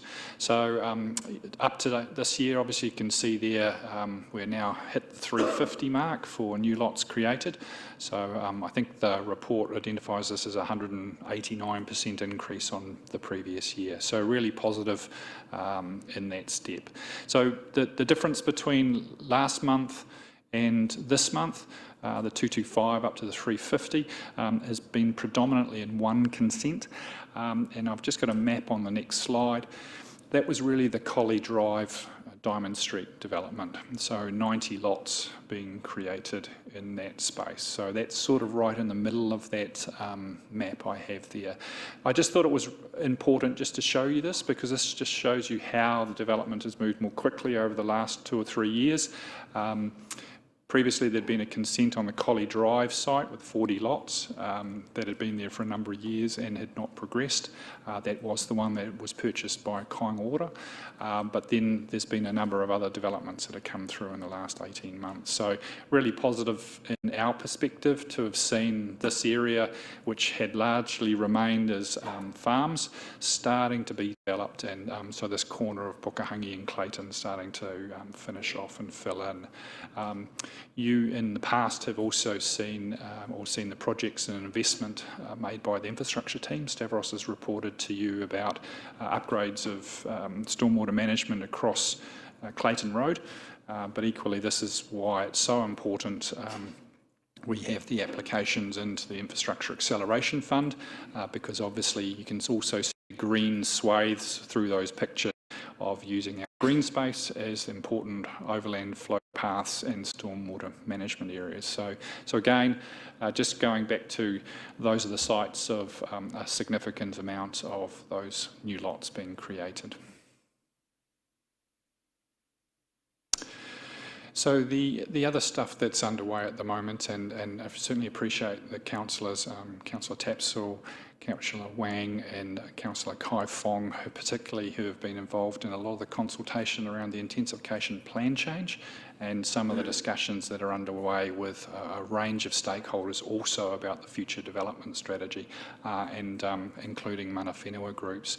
So again, that we're moving very, very quickly and having to move very, very quickly because we need to notify that intensification plan change by the middle of August. So a lot of work being undertaken there. And again, like I did last time, just a snapshot of all the different meetings that are underway with different stakeholder groups. So you also see there the request to involve some young people. So the 20th of May is an opportunity there. We're planning on just involving some school juniors and seniors and a bit of a workshop there about the future development strategy as well. IAF application. So we're really excited that we've made it. So we're now in the final negotiation stage for an agreement. So I just thought I'd step us back through where we've come from. So it's important for me to acknowledge Jackie, who held the pen on this application process, but actually it was a huge team effort. There was a significant amount of work being undertaken by the planning team, and most importantly, a huge amount of work being undertaken through Stavros's team to really map out all the infrastructural improvements needed to make sure that we're able to cope with intensification across the city and also improving our climate resilience around stormwater. So really important applications. So way back, we were invited when the Infrastructure Acceleration Fund was mooted to submit an expression of interest. So we were one of 200 applications. Well, actually, we were 3 of 200 applications. If you recall, we submitted applications for the western, central and eastern areas. Our applications totaled something like $113 million. So that went into the total for a fund of $1 billion. There was approximately $5 billion worth of applications. So we were really pleased to be notified in December that we'd made the cut for the last 86. So at that point, we were advised that they would not be proceeding with our eastern application. And as you're aware, of course, we received Crown Infrastructure Partnership funding of $55 million, which improved the state highway, local roads, and was to provide stormwater infrastructure for the Whananui block. So they continued on within that 86, our central and western project. Those two pieces totalled at the time $90 million, but as we went through and we did some refinement through that request for proposal process, that dollar amount increased to $99 million. So we have now successfully got through to the 35, and the government asked us to merge our central and western projects. So we are one of the 35 projects. So that's an extremely positive step for us. So the final negotiation phase is really getting down to an analysis by Kaingoroa, who have been tasked with managing this fund, to ensure that all parties are paying their fair share. So whilst obviously we've requested $99 million from Infrastructure Acceleration Fund to invest into enablement of housing across our city, and with that focus on the resilience and the stormwater infrastructure. There is also a clear view that there's a beneficiary in development and developers. So we're down to the final looks there of what's the balance across that 99 million, and does some of that need to be included within development contributions as a return investment piece into that process. There's also a high expectation, as we've seen through the Provincial Growth Fund and the Crown Infrastructure Partnership, that they really want to get down to the brass tacks of so what will be built and what are those key milestones for the release of funding over the next 5 to 7 years. So quite a detailed process for us now to go through. We're hoping over the next couple of months. So again, just by way of summary, we are one of the 35 projects that will now be able to access that $1 billion fund. So we just need to proceed through to the agreement in that space. There was 14 projects from Tier 1 councils, so the big metros, and 21 others, and we were one of the 21 others. Do you want to, shall I pause there if that's worthwhile, or would you like me to just go right through? Maybe just because they are quite big projects in their own. We'll stop if there are any questions for the IAF. We'll start with Her Worship the Mayor, Councillor Donaldson, then Councillor Rokawate, but please just keep them brief to questions, Yes. And I'll provide an opportunity for discussion later if needed. Yes, that's fantastic news, and it's a building block. So does the fact that we are now seen as Tier 2 council, has that helped us at all with the application for the fund? Your Worship, I think the answer is definitely yes. And the fact then that we had, during the process, right from the expressions of interest through the request for proposal timeframe, of course we made that submission to government to say, hey, we would like to be included with the Tier 1 councils in having the medium density residential standards. So the fact that we've kept our planning in parallel with a request for infrastructural investment has really given credibility to our application. Well done. Thank you. Councillor Donaldson. Thank you, Madam Chair. Through you, JP, my question goes back to the start of your presentation, and where you mentioned staff shortages and keeping the engine ticking over in the consenting area. And I missed a gem at the end of Thomas's, Madam Chair, presentation, which was the implementation of the One Council, and where that trial rates run for financing team that normally takes the whole team a day, took 1 hour. And I see there are some challenges or complexities around building and consenting in the implementation of One Council, but do you see it providing efficiencies for that group going forward? That's my question. Short answer will be yes. The challenge we always have is when you go through an implementation of a new computer system, and it's a process-led one, it does take a lot of time for the departments and the experts in those departments to do the user testing. So they're working on that as well. So it's another challenge on top of their day-to-day work, but critically important. We need to make sure that we've got those processes right. We're an accredited BCA, Building Consent Authority, so we must make sure those processes work effectively. Also, once we've got that implemented, we've got a plan change coming around the corner, which will also change a number of processes, which also then need to be adapted into the new system. So certainly a lot of technology challenges, staffing challenges, and work volume challenges. Thank you. Councillor Rokawate.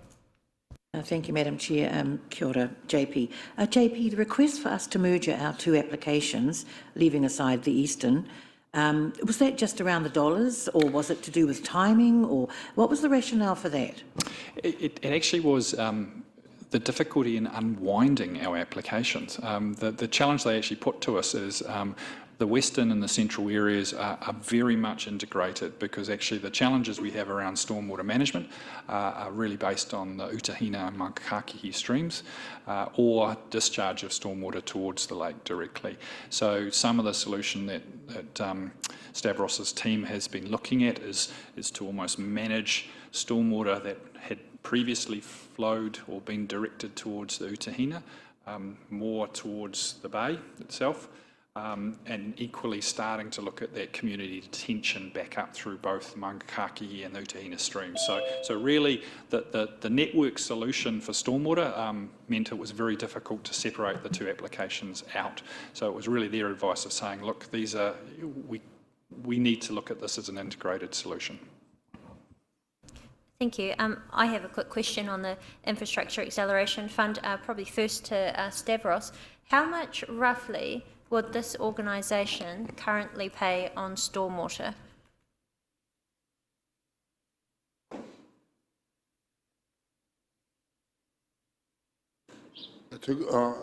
Madam Chair, there are two components to that. Of course, we maintain a network which is in the region of about a couple of $1 million a year, and we've got a renewal plan. It's about $3 million, $3.3 million a year. All the stormwater improvement programs we are undertaking currently have been funded either by the Department of Internal Affairs or the CIP projects of the last couple of years. Going forward, obviously, what we put on the table through the IAF at the moment is another almost $100 million, to continue to do that. So on average, every year we invest somewhere in the region of $5 million, on a regular basis.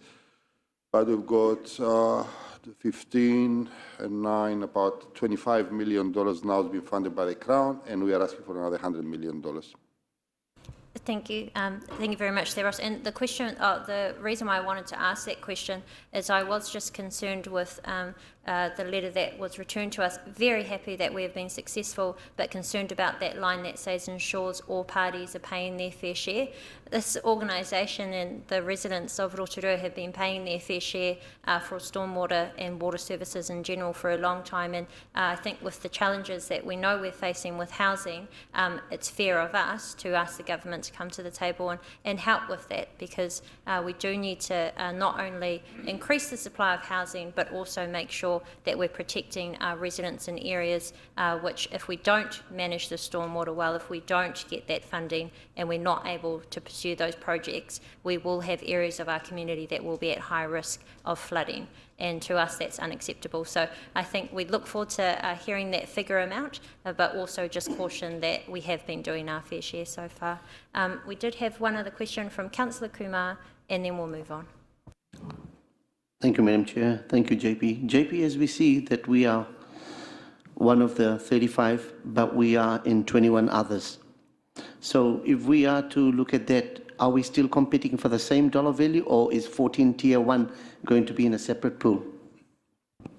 Sorry, I should have been clearer. The 35 projects are assigned the $1 billion fund. So we're down now to just clarifying what the final amount is, and that's split between private benefit, not necessarily community benefit, private benefit, and this fund. So we're not competing with anyone else. It's just the final clarification of what the payment source is locally, the local share, and obviously then the conditions and milestones. I'll just pick up the last couple of places.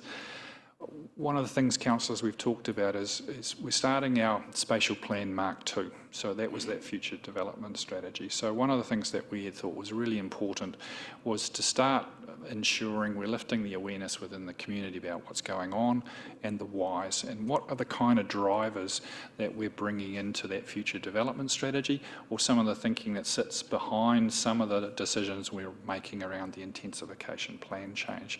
So what we're proposing to do, there's 10 or 11 information sessions that we're proposing to run through the library. So there'll be a mix of times. Some will be 1 o'clock and some will be 5:30. We may adapt those as we go forward, depending on the kind of groups or crowds we approach or come through.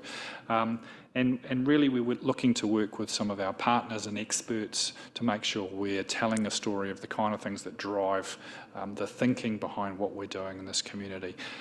So that it'll be a lot of talks delivered by other experts or partner groups. The intention is also that we will video these and create some online content, a sort of a library of material that can give people the opportunity, if they can't attend the sessions, to go back and look at that or hear particular speakers on important topics. So some of the speakers we've got involved, we're certainly looking at involving Te Rotorua Lakes Trust, so an understanding of some of the drivers around water quality and the importance of water quality or about this place. Te Tato Board has been invited to participate. You know, we've had a discussion around their wellbeing compass, so something important also to communicate to our community. We've sought involvement by developers, who, particularly those who are starting to build or considering building and to meet different market segments. Some of that information is really critical to get out to our community. Market economics, Bay of Plenty Regional Council on climate change and resilience. So a whole bunch of speakers there that you can see give us the total picture of the kind of situations and drivers that are important for people to consider when we start thinking about our future development. So it should be exciting and should be some really good content. There'll be options for people who come along to ask questions, and that's a really great way of, we think, of stimulating interest and involvement in the second phase of a spatial plan for us over the next year or so. So at this stage, I just thought I'd click up through the topics. So there's more detail that will be advertised over the next couple of days. So the first talk is next Wednesday. And we'll be sort of promoting those back through the several hundred participants who've spoken to us or are involved with us at the moment, either mana whenua groups, community groups, developers, investors, as well as just the general community information out there as well, inviting them to come along and hear some different speakers who can I think challenge some of the thinking we might have and importantly help us shape some of the decisions we need to make in those future strategies there. So you can see there just a range of topics and then some more specifics then about even things down to Papakainga development, how you see developments occurring on multiply owned Māori land and different house and home ownership models as well. So a range of topics there that really talk to the challenges we have as a community as we grow and develop, and house affordability continues to be a challenge into the future. So that was the main part of what I wanted to cover off, Madam Chair. The other couple of things I thought we might want to talk to was we were up to on the regulatory response, and I also wanted to mention just that we've received an MSD report as well. So I don't know if you want to just ask some questions at that point or whether I dive into those other topics. Through the Chair, thank you for the opportunity to make a comment. I just want to go back to the Infrastructure Acceleration Fund that we've been successful in obtaining, and in a context such as the one that we've just been seeing in this presentation, it looks like this stands alone as an individual application that we've been successful in. In reality, that's not the case. You'll recall that more than 2 years ago now, we formed a task force with central government agencies, and the first part of that piece of work was a little bit frustrating, I think, for all of us, and I know was for you, because the central government agencies worked with us not to start planning a project that we could work together on, but in fact actually work through a discovery period. And that discovery period was all about understanding what was actually what was holding housing back in Rotorua. And so the end of that was a set of work streams that resulted in the development of our housing strategy. Those work streams within that housing strategy cover off infrastructure, of which this is actually part of. They also cover off a need for the supply of public housing. They cover off how do we accelerate private sector development, as you've actually been seeing with regards to the consenting numbers coming through, along with a number of other activities. So all of this, if you like, is all connected, and it's all built on the partnership that JP and his team are currently been working on now for, as I say, more than 2 years. And what we're seeing is that at the end of this now is some of the results of actually more than 2 years of investment in terms of a partnership and working actively with all of the government agencies. So I'd really want to emphasise the fact that this is just not a one-off application that we've been successful with. This is the result of more than 2 years of work, and sitting in behind it is a comprehensive strategy covering all aspects of housing. So all of this is in fact connected, and I want to just draw your attention to the fact that the Crown Infrastructure Partnerships funding of 55 million and in the east side is another element that is also connected to this. So it's not as though we can present to you today that, look, we made an application, we were successful. That's far from the case. Thank you. We'll go Councillor Donaldson, followed by Her Worship, Her Mayor, then Councillor O'Kawatate. Thank you, Madam Chair. Through you, JP, delighted to see that the Spatial Planning Mark II will be subject of information sessions, because there's an information vacuum out there in the community. We heard it at the library on the LTP feedback the other day. Not one question on rates. It was all about the look and feel of Rotorua going forward, and also the issue of reserves that has flared its head on the radar of the community.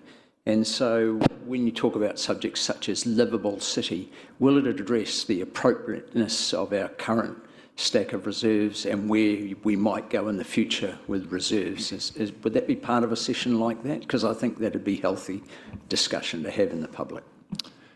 Look, I think just on the questioning, it would likely go there. We've certainly got an urban design and a livable cities discussion that will be part of that, and we will have some experts there who have that kind of perspective. As you are aware, since the forum and since the in-principle support that Council gave us in October of last year to investigate some of our land holdings and look at the adequacy and of reserves, we'll be looking to bring a report back to you next week at SPNF about the reserves, which talks about the next steps. So I think timely, as we move through into the next month, the information sessions we'll be holding will be a good chance for people to see how all of our planning elements and longer term views of the city are all integrated. Thank you. Your Worship, the Mayor. You sort of reiterate what I was feeling, in that when information is put out to the public without us being able to explain where we're going and why it's a building block, it's taken the wrong way. And so the opportunity for the public to go to those sessions, I think, is really valuable, because it's very poorly understood. And so that's fantastic to hear. And Jeff, you sort of gave what I wanted to say, and that this is incredible that we've got to the stage in partnership with government on the infrastructure fund, and that has taken such a long time. And it is a building block for us.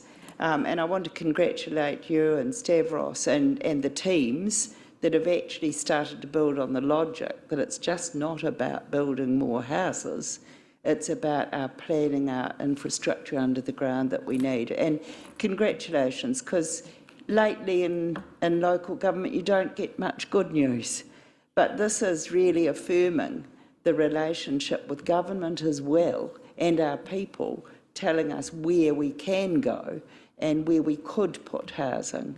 And so it's a really big thing to get through to that phase, because you're competing nationally. And so to get to this stage, I think is fantastic, and well done to the teams that have put so much work into this. And finally, I feel on this one that we have been heard, and it's really encouraging, because that's the only way we can get pace that we really need now. So well done, team. Thank you. Councillor Okawate. Thank you. JP, could you put up the one just before this, please? And I think it had sessions 6 to 11. And, oh, never mind. Yes. Well, all of those, sessions 1 to 5 and 6 to 11. And I think these are very good. You know, we often say, you know, our community gets confused, and I don't blame them.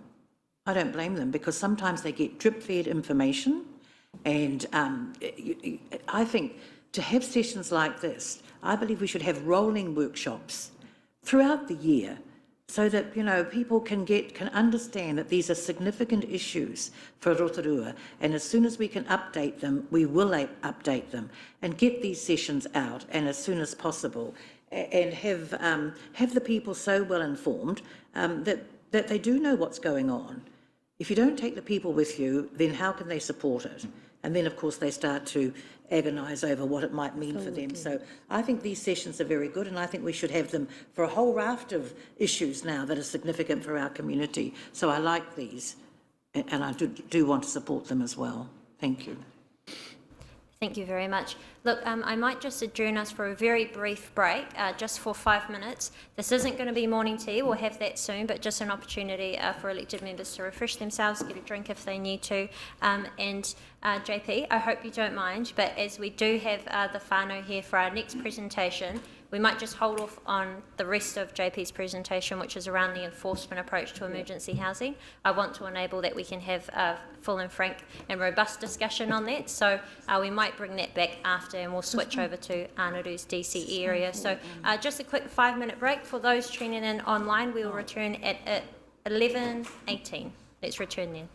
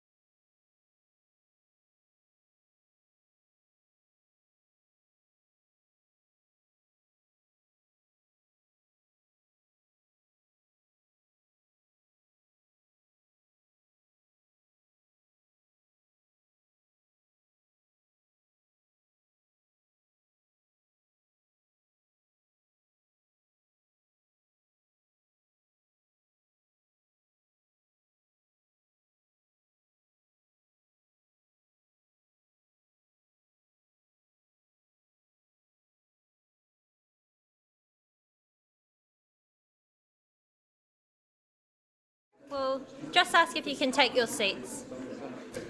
Hello. Kia ora. Hello.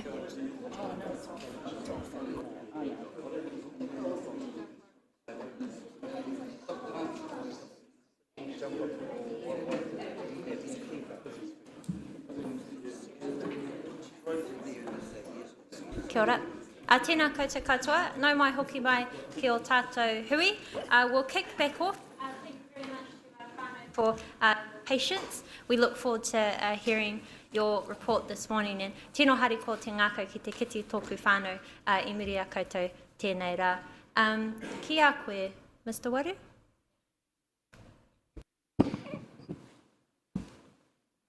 Kāti, ka rea mo te whakaroaroa I te kaupapa ngari. Kia ora whānau. Tēnā koutou, kua hari mai nei e nei ingoa, e nei whakaaro nui ki te kaupapa. Aha kua ngā piki me ngā heke kai te pai. O tai tātou ra ki tētahi wāhi e pai ana te wairua, e rere ana te wairua, I roto I te wairua tika, me te wairua ponu. Nare e mataia, e mihi ana ki a koe, ai te taitai huanga, mo hua au te nui o ngā mahi, I mahi a e koe.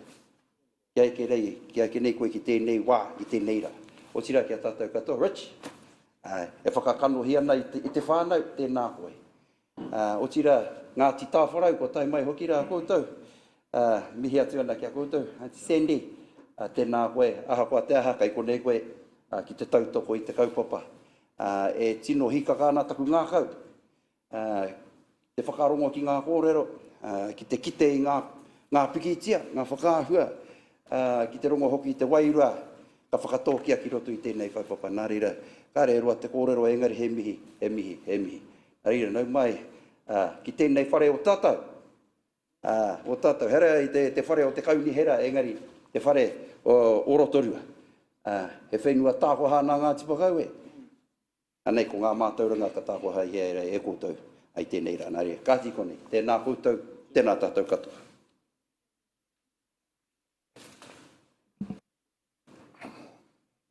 Kāti kei runga.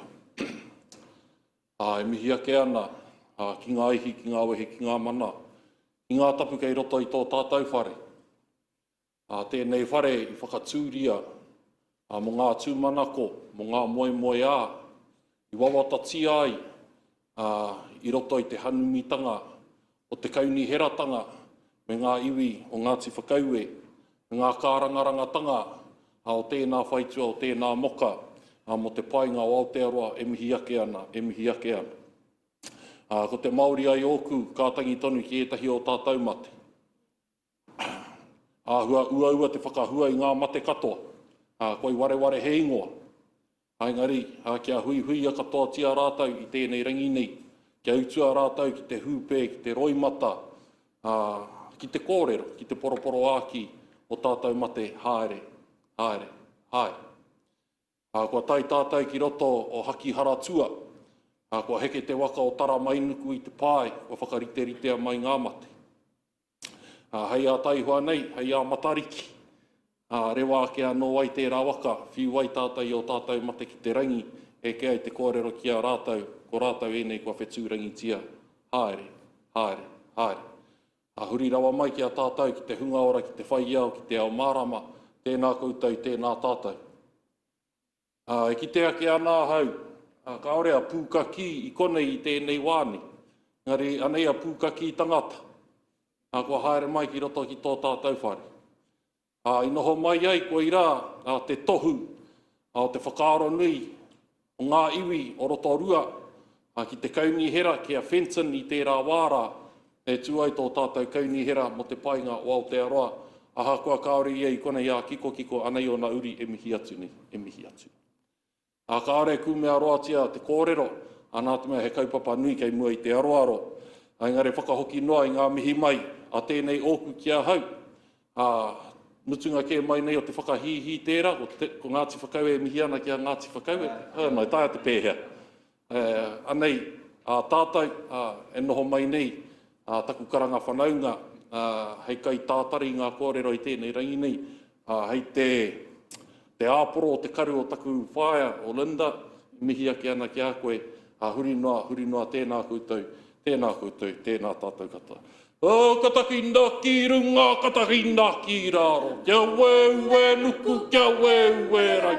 Kia homa i te tohunui. A haka whakatau atu ake rau. O ko te whakariki, ko te whakariki. A ha tukua mai ki a piri, tukua mai ki a tata. Kia eke ki runga ki te pai, pata ahau mai tā whiti. Kia ora tātou.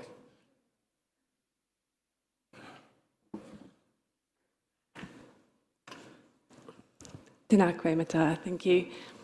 Tēnā koutou to all of our guests, and thank you very much for being here.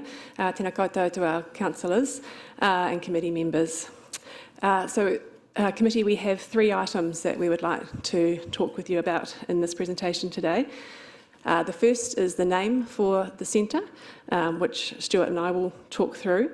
The second is the space names within the centre, which Mattia is going to present to us today. And the third is the Cultural Foundation design and artwork, which Henrietta Nichols, who's on the Zoom with us, will be presenting. So it's an exciting time in the project to be able to bring this to you today. The project has been fortunate enough to have a cultural kaitiaki group called the Te Pai Arataki advising us, and in that group has been Aunty Norma Sturley, Donna Morrison, Rangiti Aria Tibble, and support from our Gina Rangi at RLC. One of the discussions that we've had in that forum is around the centre name and making sure that we have this right before we launch into marketing, communications, ticketing, and so on, making that centre come alive. We've been through a very thorough process talking about options and where that should go with the broader Morrison whānau and with Ngāti Whakaue stakeholders. And the conclusion is that the centre name needs to remain as the Sir Howard Morrison Centre in honour of his legacy. However, the full name, Sir Howard Morrison Performing Arts Centre, is quite a long mouthful, a little bit tricky in comms and marketing and to fit on a ticket. And unfortunately does probably internally gets abbreviated into an acronym SHIMPAC, which doesn't reflect the honour of the legacy. So the proposal is that we are liking to shorten the name to the Sir Howard Morrison Centre. Now this doesn't mean any change in terms of focus from the performing arts. It's still very much a focus on the performing arts, so that people will know the centre and they will know that in terms of its marketing and its position in our community. So with the support of the Morrison whānau, with Ngāti Whakaue and the Te Pai Arataki, the name of the centre will shorten to the Sir Howard Morrison Centre. Ka pai. And that's all from me on that part, so I'll hand over to the exciting stuff with Mattia. Kia ora tātou. I'd just like to start this presentation off by saying, despite my surname being Kepa, I'm also a Morrison. Sir Howard's older brother is Laurie Morrison, and with Hannah Stafford had my mother. And my mother and Wiremu Kepa on the 1st of July were given the benefits, the luxury, the fortune of having Mattia Kepa. So yes, despite my name being Mattia Kepa, I'm also a Morihana. Sir Howard Morrison has been the name that has resonated through time, through different demographics, not only in Aotearoa, not only in Rotorua, but Aotearoa as a whole. From within our whānau, Ngāti Whakaue and Te Arawa, some of us knew him as Hauata. And Hauata, his name has been used as a thematical conceptual framework with regards to naming aspects of our complex. Sir Howard Morrison, we've spoken about the Sir Howard Morrison Centre. And Kingi Biru, I think we all know who Kingi Biru is. I've been fortunate to inherit this role after the articulations, after the contributions Kingi has had with regards to the Sir Howard Morrison Centre and the conceptual framework with regards to it. So I thank him. I thank people like Sian, who are part and parcel of the establishment of this centre. So we have hau and hauata. Hauata is the fresh wind that blows through the land, bringing in the new day. The morning wind is also the one that carries te mara tāne, or the morning chorus, to be heard from near and far. Te hauata, again using his name as the thematical framework, te hauata is also a play on words for Uncle Howard, as his name was sometimes translated into hauata.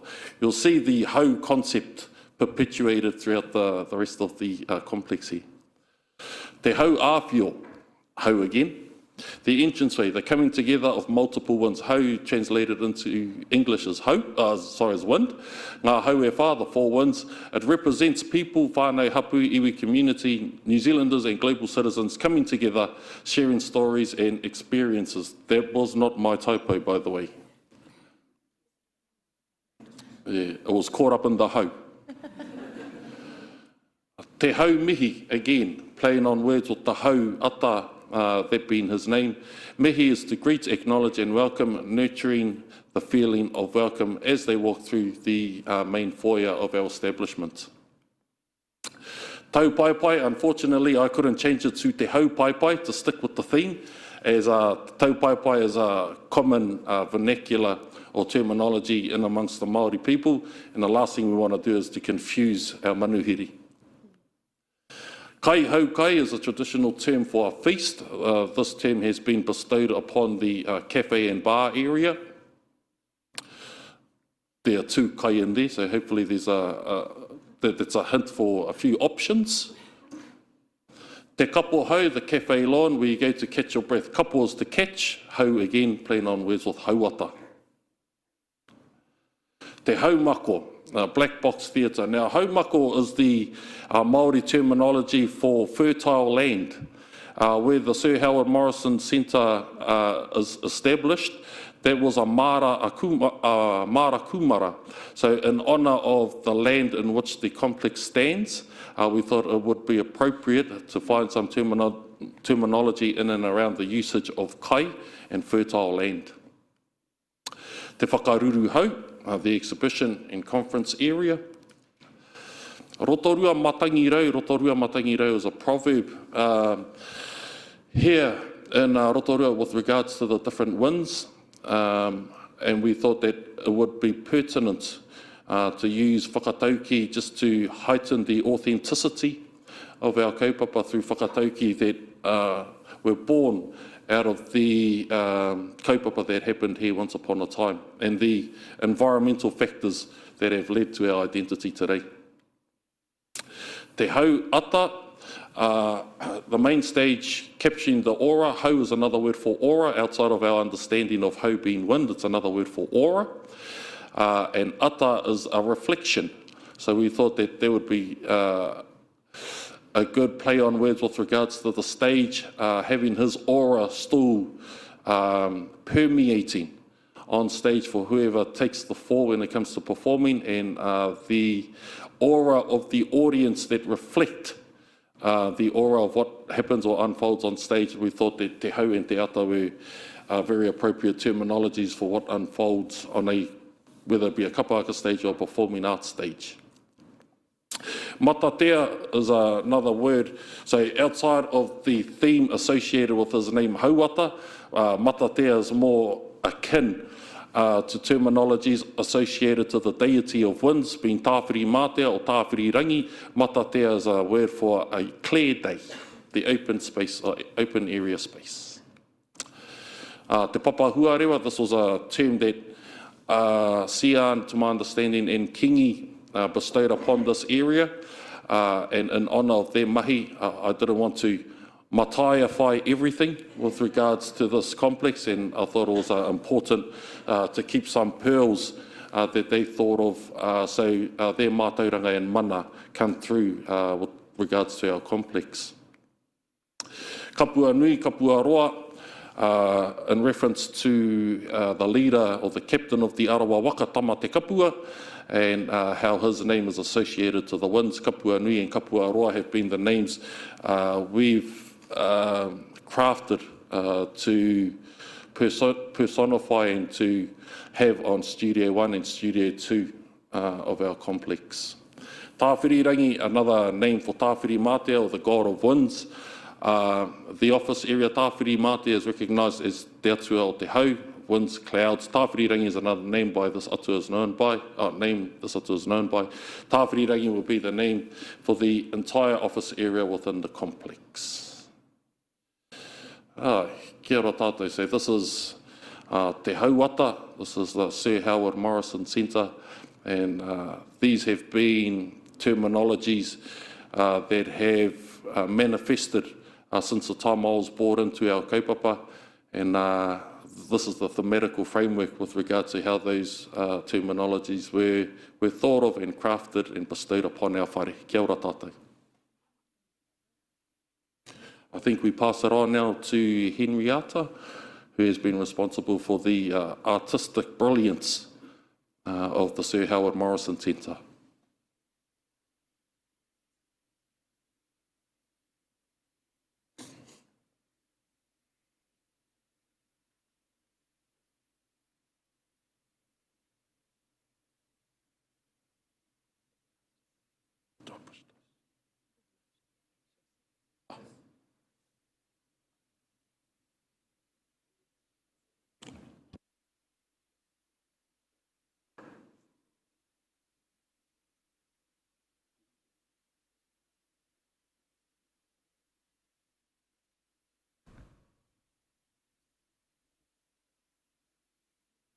Indeed.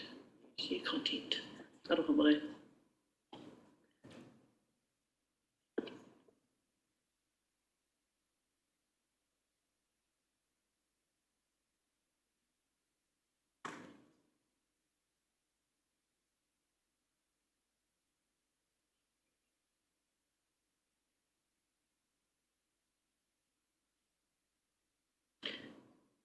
Audio is on and I share.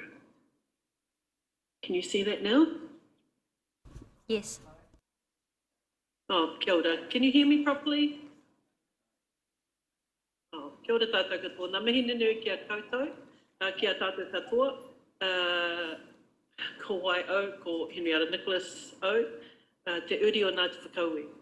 I'm honoured to present to you this morning as part of the design team working on the Sir Howard Morrison Centre. I'm also part of the legacy of the Morrison whānau, which my mother is a Morrison.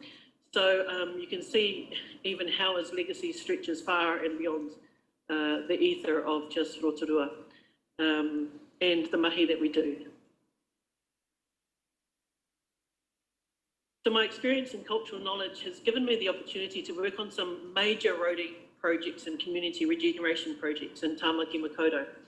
Through my whakapapa connections and being brought up in Rotorua, I was given the opportunity to vie for the prestigious project as the Ngāti Whakaue Cultural Design Specialist.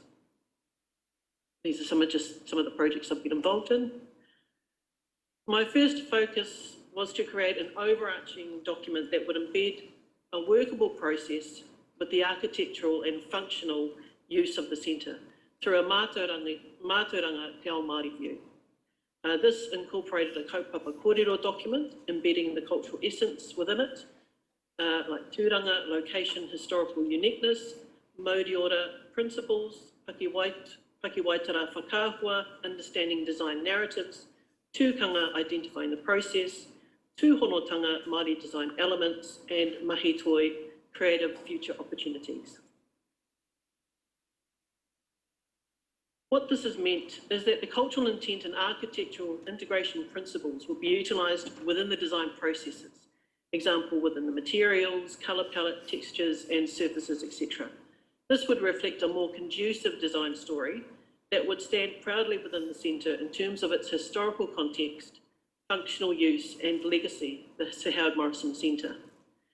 In terms of the architectural design integration, each space has a specific kaupapa kōrero connection that is integrated into the colour, materials, textures, entrances, flooring, etc.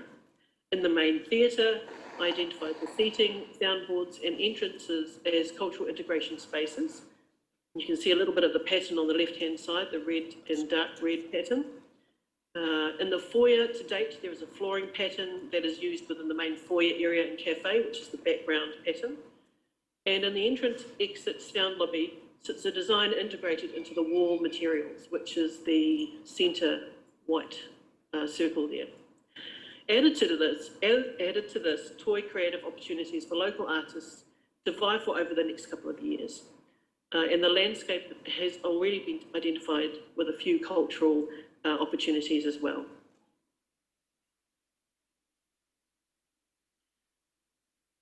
So through my integration work on this project, I was asked to take on the design artwork for the front centre glazing. This has been an amazing piece of work, visualising a design that would incorporate all the principles that we talked through at the beginning of this project. What you see on the left-hand side are examples of how colour on glass can add, reflect, retract within a space, light within a space. It was necessary for this type of design to connect it to the kaupapa kōrero document, which is the pūhoro pattern, which is the next pattern over. This is a very Ngāti Whakaue pattern that in this context depicts an upward movement, visualising how inspiration can motivate movement towards a positive result. For this centre, it means inspiring new work, new artists to be creative and take new forward steps. The glazing also has to work a lot in terms of the direct sunlight that comes into the foyer. So I created a fret pattern, which is next to the pūhoro pattern. It overlays onto the pūhoro pattern that will let more light in through the bottom and act as a shield to the direct sunlight up the top, acting as an external louver, shadow kind of louver. The bottom of the glazing is a series of moving exit and entrance doors, which means that this had to be thought about or considered differently than the top section. It had to be considered with its function in mind. So the decal design I created is a Te Aroa Mangopare pattern depicting heartbeat movement, paying homage to the beating heart of our tupuna, which also meets health and safety functionality. And so this is an artist impression, which is my last slide, of what the glazing will look like once we've finalised it. So nō reira tēnā tātou katoa. And I'll just try and come off the screen. Kia ora. In conclusion, I've just seen my Uncle Trevor. Uncle Trevor married into our whānau. Just trying to heighten the fact that this is a Morrison affair. And to also acknowledge my Uncle Richard's presence here, son of Sir Howard Morrison. Kia ora tātou. Yeah, I don't know how to do that. Kia ora, ngā mihi nui mō tō kōrero tēnei rā. Thank you very much for your presentation, and also to Henrietta for joining us by Zoom. Some beautiful artwork there. I'd like to open up if there are any questions or any comments as well. Now will be the time. Your Worship, the Mayor. It's phenomenal, and thank you for the gift and the name, and getting that settled is very important to us all. When are we going to see it? So we're very excited at seeing the external glass coming in and the rafter and the look and feel of the exterior. When will we start to see these features incorporated? Kia ora. So the works to the glazing will happen after the Hawkins contract. So once the building is complete, then that will come in after that. So currently we're looking at end of July as the date we're targeting for the build completion. So it'll be post that. So I guess in that August, September kind of time frame when we'll start to see that go up. Are you sharing these images now with their story? Yes, there'll be some press release this afternoon that we're working on to share that with our community. It would be very beautiful. Thank you. Thank you. We'll go online to Councillor Maxwell.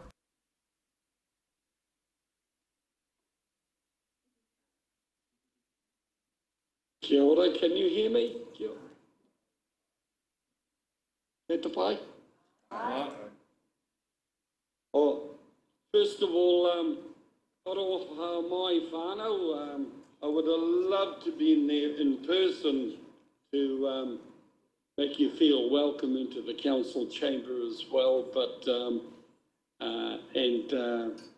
and to support the presentation. And to all of you, and Henrietta, what a beautiful presentation, and that colour on glass, gosh, is getting me all excited, because often for many of us driving past the Sir Howard Morrison Centre and we're watching progress all the time, seeing the presentation this morning has really got me excited even more now, because I know what we're working towards. So kia kaha, and looking forward. Just a apartheid. You did say Donna and Howie and my nephew Richard's there too also, but they're all part of it, and they've seen the presentation you've given here, Henrietta. But before you answer it, thank you, whānau, for being there. Kia ora. Tēnā koe, Uncle Trevor. Tēnā tātou, Councillor Maxwell. In terms of the naming, yes, the whānau have been engaged with and have had the final decision on the full name of the centre, that being Sir Howard Morrison Centre. Koe rātou hia, hoi anō tā mātou he whakau I tērā hia. We presented that not only to the whānau, but te Paipai Tapu o Ngāti Whakaue, who also endorsed that wish of the whānau. Therefore, we've landed on that name, and in terms of Reorua, which is a really important reoruatanga and aspiration here in Rotorua, our commitment together as council and te tatau o te arawa, we see that feature through the names in the interior of the centre. Aye. Did that answer your question? Thank you very much. We got Councillor Kumar followed by Councillor Yates. Thank you, Madam Chair, and through the Chair. Good morning, Aromai, Richard, Justin. Thank you very much for such a beautiful presentation. It was very culturally appropriate, and I think I was in awe of it. So my gracious thank you for that. I think in previous, the name Shimpek was synonymous to the council for whenever we spoke. It was about the centre, but now when I see the enormity of the name and the contribution of Sir Howard Morrison, it is appropriate that we give it the gesture that it needs and to call it by its name. So just a comment, no question. All the best to the centre in its opening, and may we have lots of visitors come over and lots of performing arts and culture to the city. Kia ora. Councillor Yates. Through you, Madam Chair, nei rā te mihi kau atu, ki te whānau, ko huhui mai I tēnei ata, I tēnei rangi, kia whakanui ai I tērā o ngā ingoa o tō tātou nei pāpā.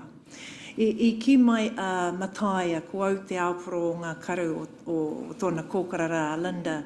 So my mumsy was Sir Howard's baby sister, and he also acknowledged Tania as her kuia. Our Auntie Judy is his sister as well, older sister actually. So ki te whānau, nei rā te mihi kau atu, kai te tangi hotu te manawa I tēnei wā, ki te whakaaro kia rātou mā. Nā rātou anō, I whakatō I tēnei o ngā kākano, nā koutou I puāwai.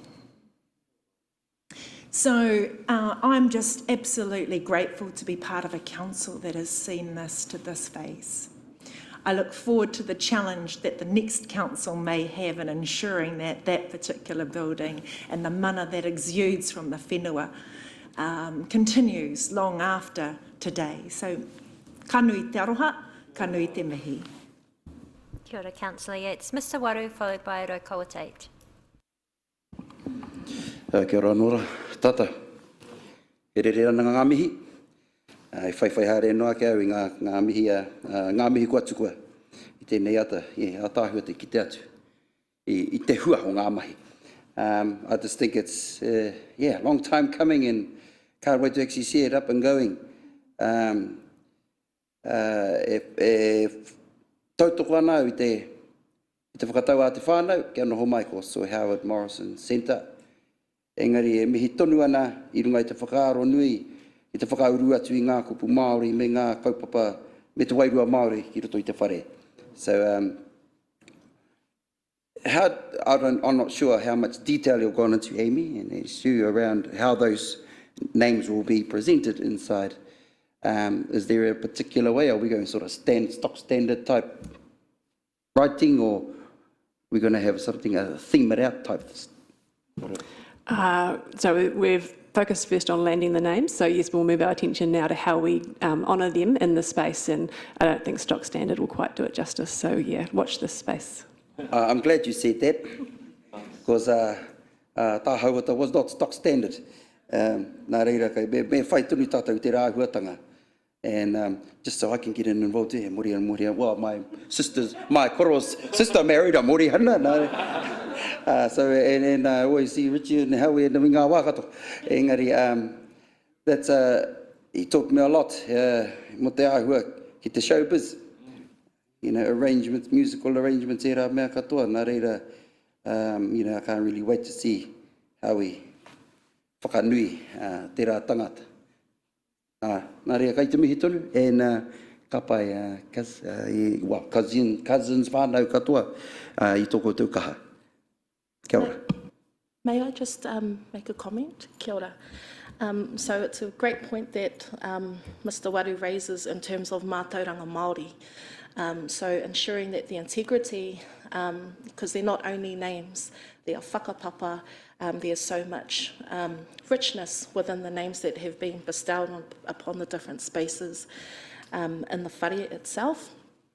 And in terms of how do we share the mātauranga in a way that our community can also feel a part of that, and not just see the name, but how do we also talk about those themes. So we have Matariki coming up very shortly, which will be the first time ever an Indigenous type of celebration like this will be celebrated ki te ao. So we're thinking broadly in terms of community well-being.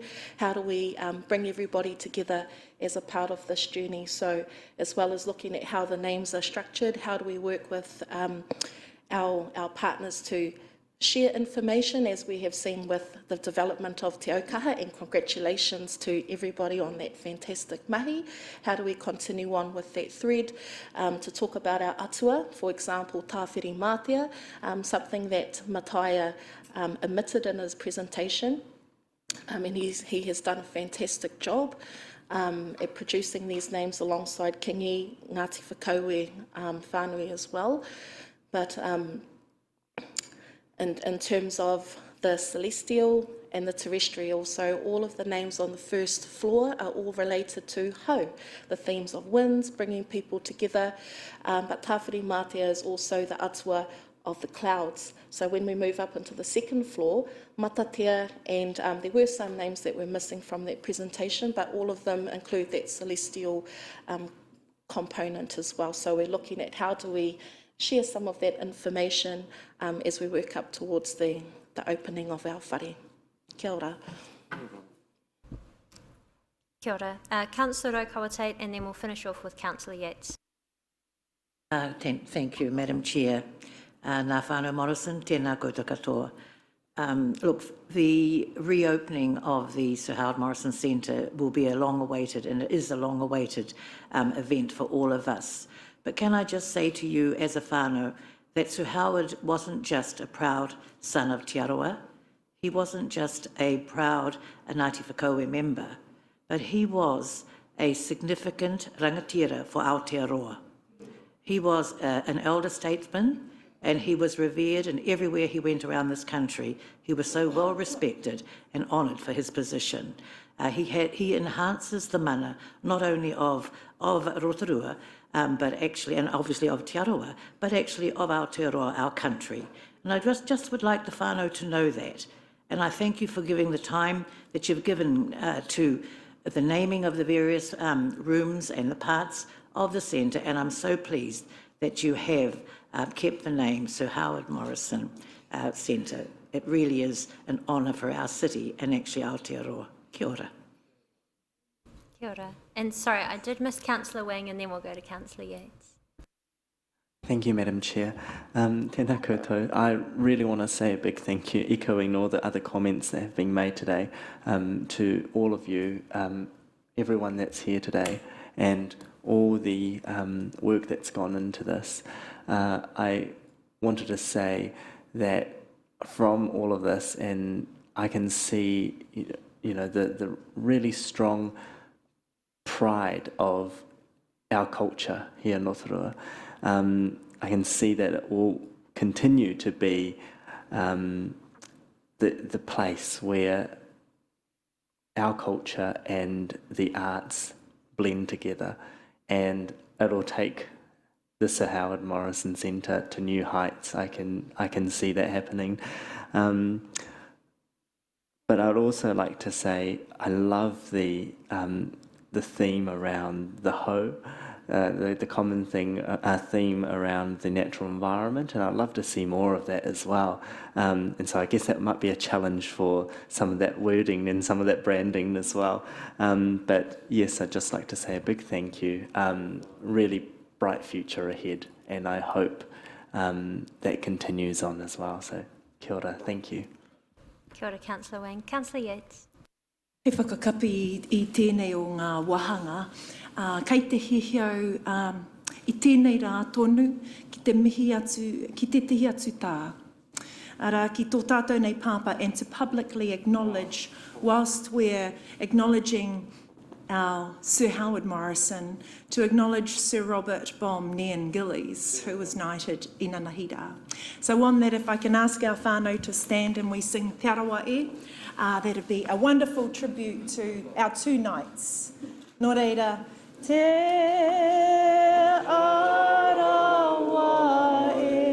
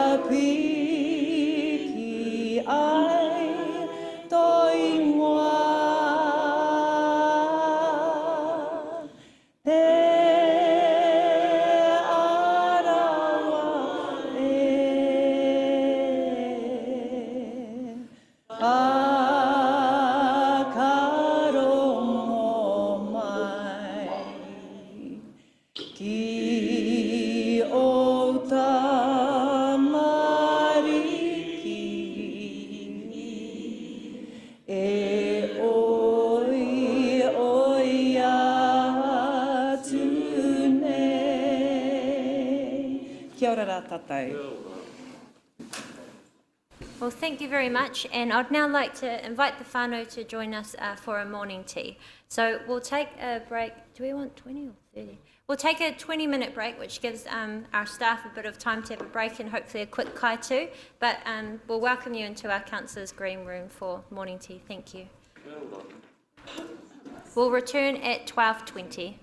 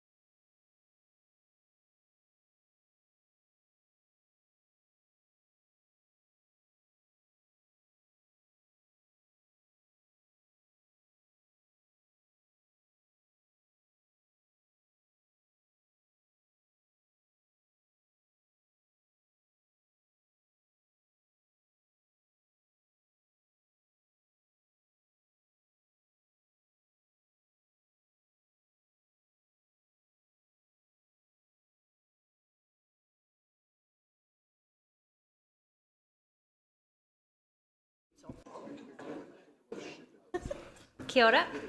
Welcome back, everyone. Thank you so much for your patience and the quick break there. Now we'll go back to JP, who was needed to finish off his presentation. So over to you, JP.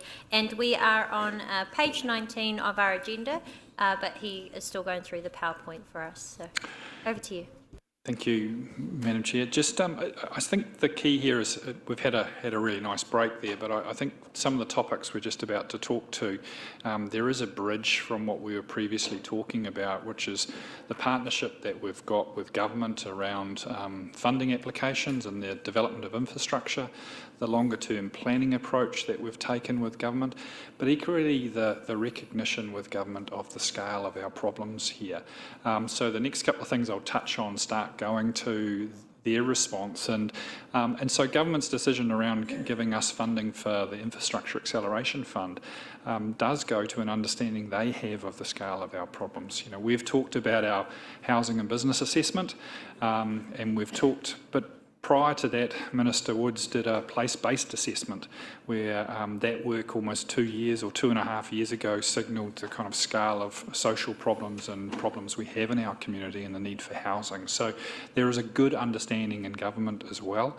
So our ability to get that focus here has come from that mutual understanding of our problems and the mutual understanding through discussions and partnership working in the task force of the kind of solutions we need to look at. You know, we've talked endlessly about our necessity for 6,000 homes by 2030, our deficit of 1,500, and you've heard me repeat several times in this forum also that we have a below average number of public homes, less than 2% if you compared us nationally, when actually the national average is about 4%. So we are 1,000 public homes short of normal, let alone having a discussion about the scale of our emergency housing issue, which is the next part of the discussion here today. So we desperately need public homes, and so government's investment with us in the planning framework and the infrastructure is to help with public homes as well as market homes. So we need homes of all types. So Kāinga Ora have been encouraged to do more and where they have options to build more homes here because there's a good understanding of the kind of gaps we have. So that's kind of my bridge into our next topic, which was just to talk about where we're up to with the regulatory approach with the motels. So councillors, you'll recall that I made that presentation to Council last week where I told you we were about halfway through the 10-day notice period on the first 9 motels. We've had an appropriate response from 1.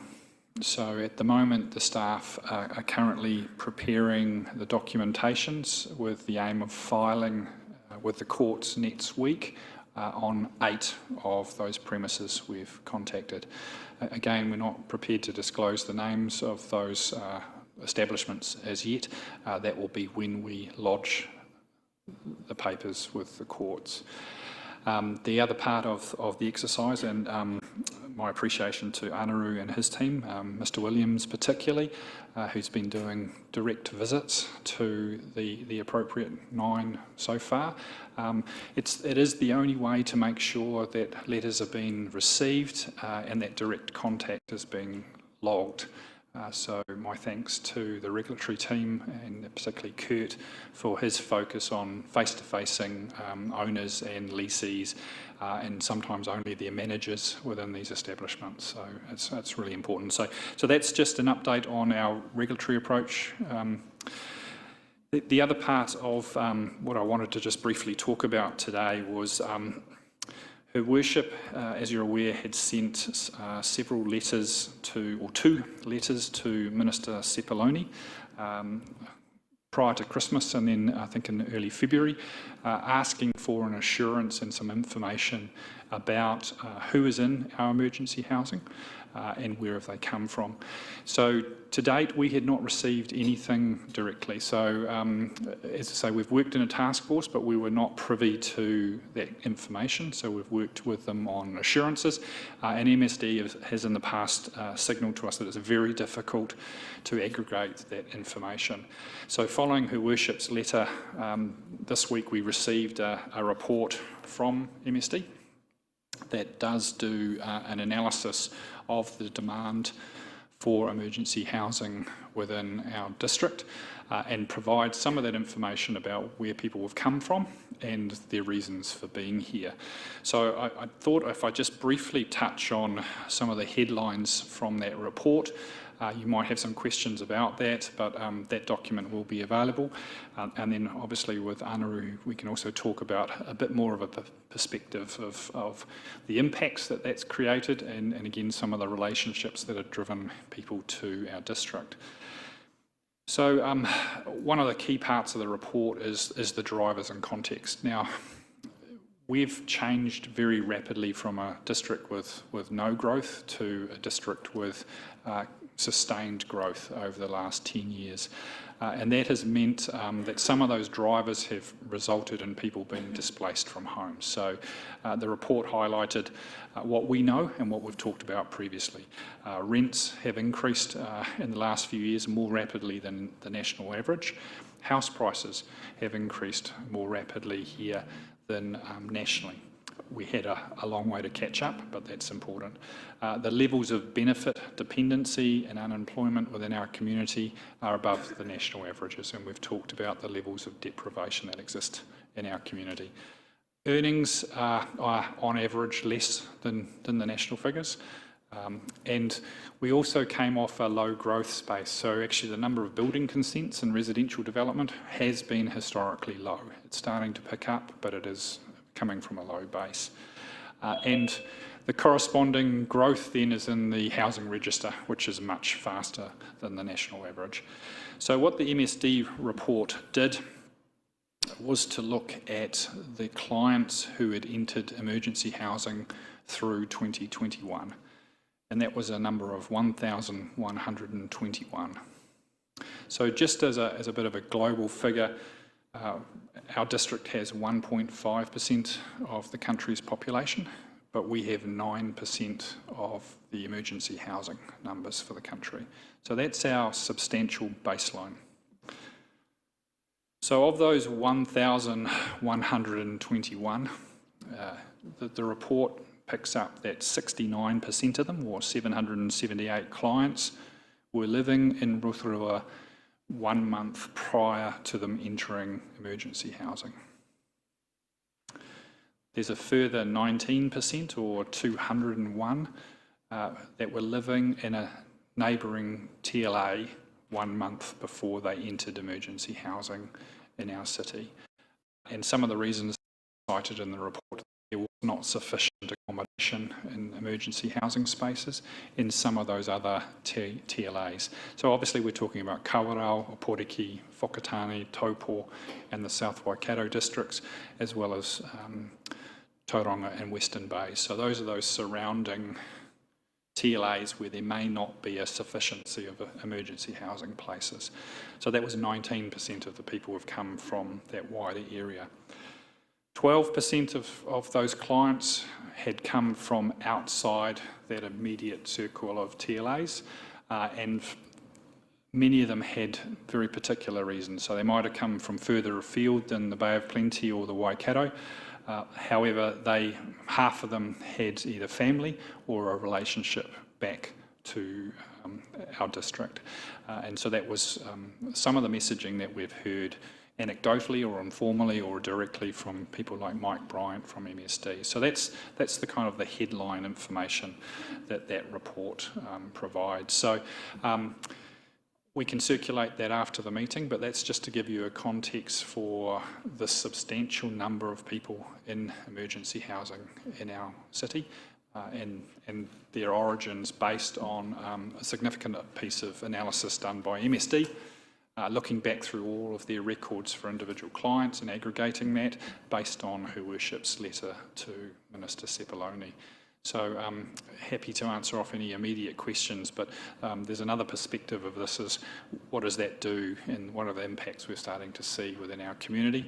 And again, it goes back to our previous conversations about the necessity of seeing building here and the building of public homes here in our city.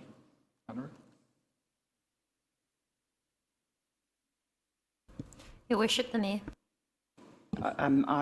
It affirms really what we were anecdotally feeling and being reported to us, which doesn't give you that much comfort, but it does mean with the task force, if we go back to the inception of the housing task force, I'm also aware that many mothers or women choose to leave a domestic violence relationship and get right away to distance themselves. I don't know how many of that 19% or the 15% that component breakdown would answer. The question is, would we change anything of the task force recommendations working together now we know this? Because you're doing the regulatory, oversight. We've been very clear about you shouldn't have mix of visitors and those in emergency housing in the same motel, so you're doing all of that. What other tools have we got here? And I know the hub too, and I know how the hub now acts as a triage and filter and support service around. But what other tools have we got? Madam Chair, I think probably we're using all the tools we have in our toolbox, and we're probably stepping outside our toolbox to a degree as well, and that goes to the interventions we're doing around safety and some of the other support services we're stepping up to provide as well. We're planning as effectively as we can. We're looking at our own land stocks, and of course part of that has been leaked to the media previously, to try and fast track some additional housing and building. We're putting as much support as we can into market-driven responses and development, and obviously we're also trying to ensure we've got the infrastructure in place. So we're going through all of those mechanisms we can.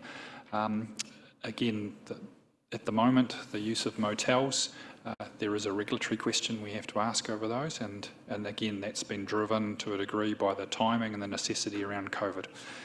So we're now moving into that space as well. So I think ultimately we need to keep talking to the government about the challenges all of this creates, but we're using all of our tools, I believe, and every single one of those tools as effectively as we can. It's really now just to continue to keep pressuring government to try and help us more, because there is such a substantial number of people in emergency housing registered here.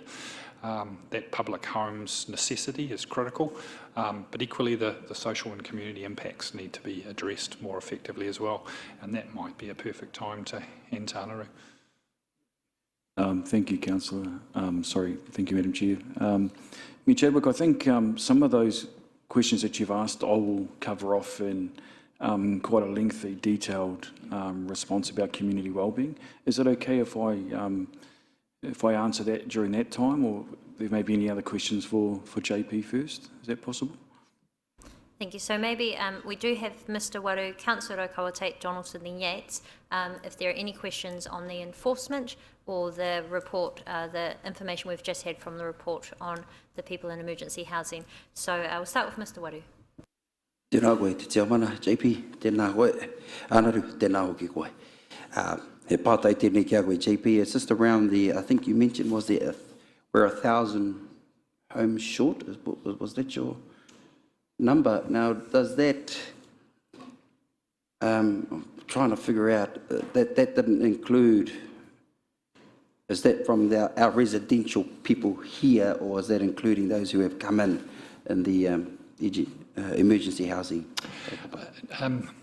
No, they wouldn't have. So basically what the place-based assessment done by Ministry of Housing and Urban Development, and then our subsequent work on the housing and business assessment, identified a deficit, which is we had started to accrue a population increase. So we were running short of homes, which was leading to the consequences of that are overcrowding in homes. And the other aspect of that overcrowding is the spillage of people out of overcrowded homes into emergency housing. So they are linked, and they are part of the same answer that we need more homes. The references I make to the levels of public homes within our community just go back to those national averages. Across New Zealand, 4% of the homes are public homes. Here we have less than 2% public homes. So I think Kāinga Ora manages about 750. And there's probably another 150 private providers. So if you take that as my ballpark for about 2%, 4% means we need at least another 1,000 homes in the public realm.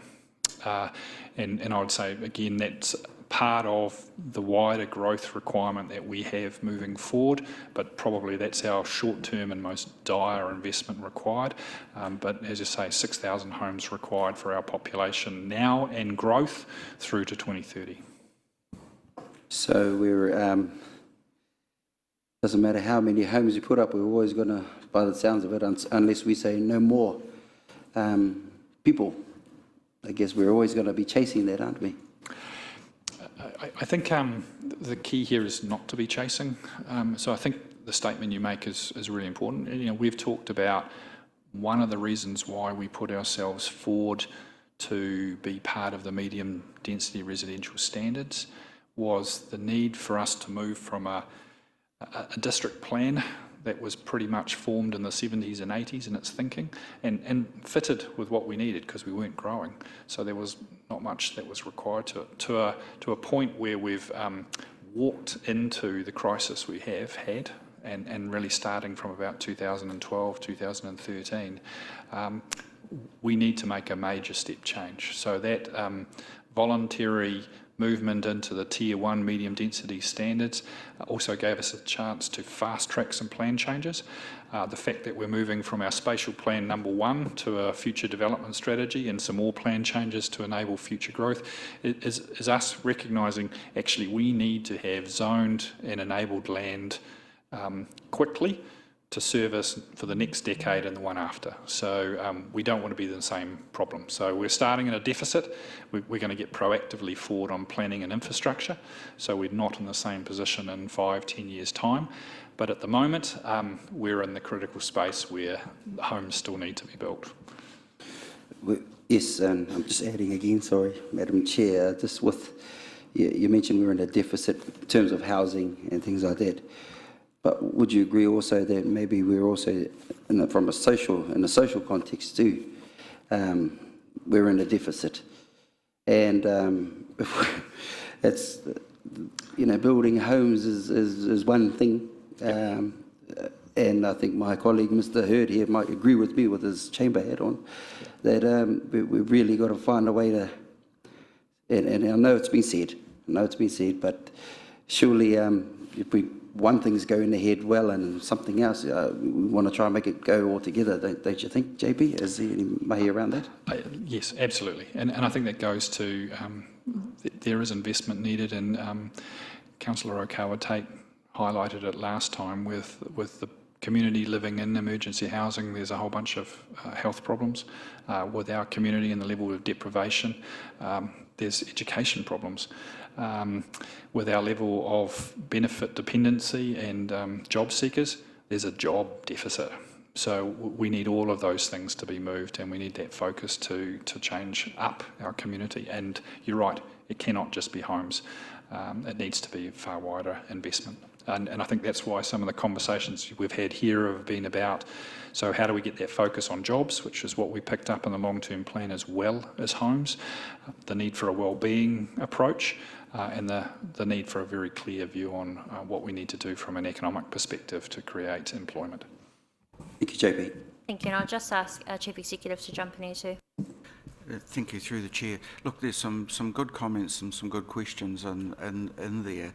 I think one of the things that came out through the housing business assessment was that there are also a large number of older people on fixed incomes currently that are spending, I think, JP, in excess of 50% of their household income on rent. And so really the solution to this is actually going to be about public housing at the end of the day.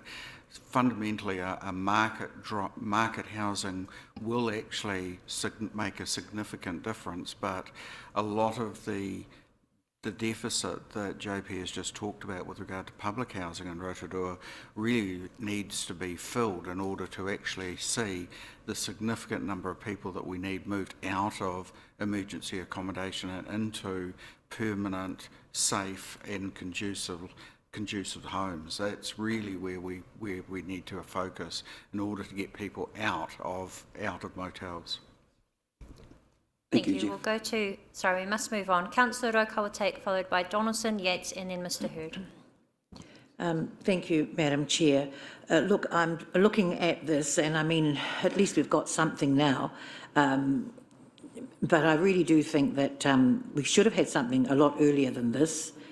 I mean, if you're going to do a good assessment of people when they go into emergency housing, it's not just about how many people require emergency housing.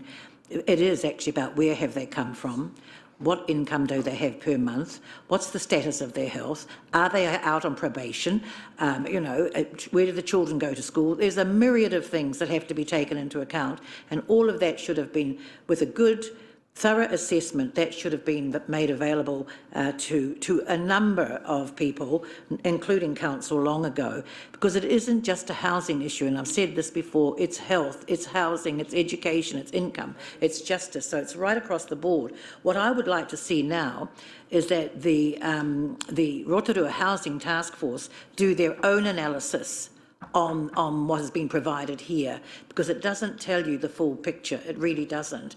And if 70% of the people living in emergency housing were living in Rotorua prior to going into emergency housing, where did they come from? Who was looking after them? And, you know, have they got whānau who've just said, well, get out, I can't stand your behaviour or whatever, and so they've booted them, kicked them to the curb.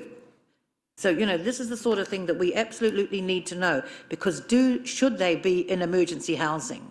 And I would question that some of them should not be in emergency housing. And I would also question that Te Aroha in particular may have abdicated some of their responsibility in looking after their whānau members. Now, we know how sometimes they can get on up our nose and everything else like that, but irrespective of that, the collective has a responsibility to the individual, and the individual also back to the collective. And it's about time we started getting clear about what our responsibilities are, because the cost of living is really, I was going to say skyrocketing, and that's not an exaggeration. We're at a 30-year all-time high with inflation rates, and that's going to get probably worse as well. So I think our Rotorua Housing Task Force needs to do some really good analysis on this from our perspective. This is from, don't forget, this is really, of course it's around Rotorua's situation, but MSD has done it with the information that they have available, and I think we need to extract out of it more, so that we can use and have a very clear path about where we want to go in the future. So far so good. Somewhat late in the picture, but in the day. But we've really got to think about this and use it wisely to the benefit of our citizens and the wider rate-paying group as well, I might add. Thank you, Madam Chair. Thank you. If there are no comments, we'll move to Councillor Yates. Through you, Madam Chair, o tira tēnā kōrua. Mine is picking up on the mention of the hub in Te Pukapu, and especially to allow our community listening to this particular meeting today as a way of managing the numbers, Te Pukapu as part of that. Do we have any evidence on how they are currently performing or delivering with regards to numbers coming into town? Be quite interested in that. When we had the break, that was raised with me as well, and we have had some meetings with Jordan Harris, who's managing the new hub. He's provided some information to us about a much deeper set of conversations with people who are presenting, seeking accommodation, or those that are currently in the system around their support needs. I would prefer not I'd stop at that point and actually say one of the things I think would be critical for us, and it has been a month or so, or 2 months of their operation, is to give Mr Harris the opportunity to come along and talk to what impact they're having and what they're seeing and what they're understanding. So we could certainly reach out to Mr Harris and invite him to come and talk to a committee potentially next month. Yes, absolutely. We'll take that on board and send out an invitation and hopefully get them at the next Operations and Monitoring meeting. We'll go to Mr Hurd and then Councillor Kaifong. Thank you, Madam Chair. Before I ask a question, I'd just like to acknowledge the good work that's going on in getting housing consents and subdivision consents up. That first part of your report is great work. Keep it up. We need more of it. So let's not focus entirely on the negatives, but there are negatives here and we do need to address them.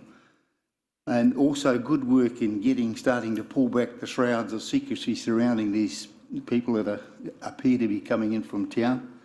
Official story seems to have moved from they're all insiders to 31% are outsiders to where I'm not sure, but the information that we have suggested is quite a bit higher than 31% at the chamber. So my question really is, I'd like to endorse what Councillor Ruakawa was saying about this too. I think that issue about screening and transparency around screening is critical to resolving this issue. We've got to recognise the problem, face it, to fix it. But my question is really, to what extent, if any, do you think that government policy might be incentivising the increase in homeless?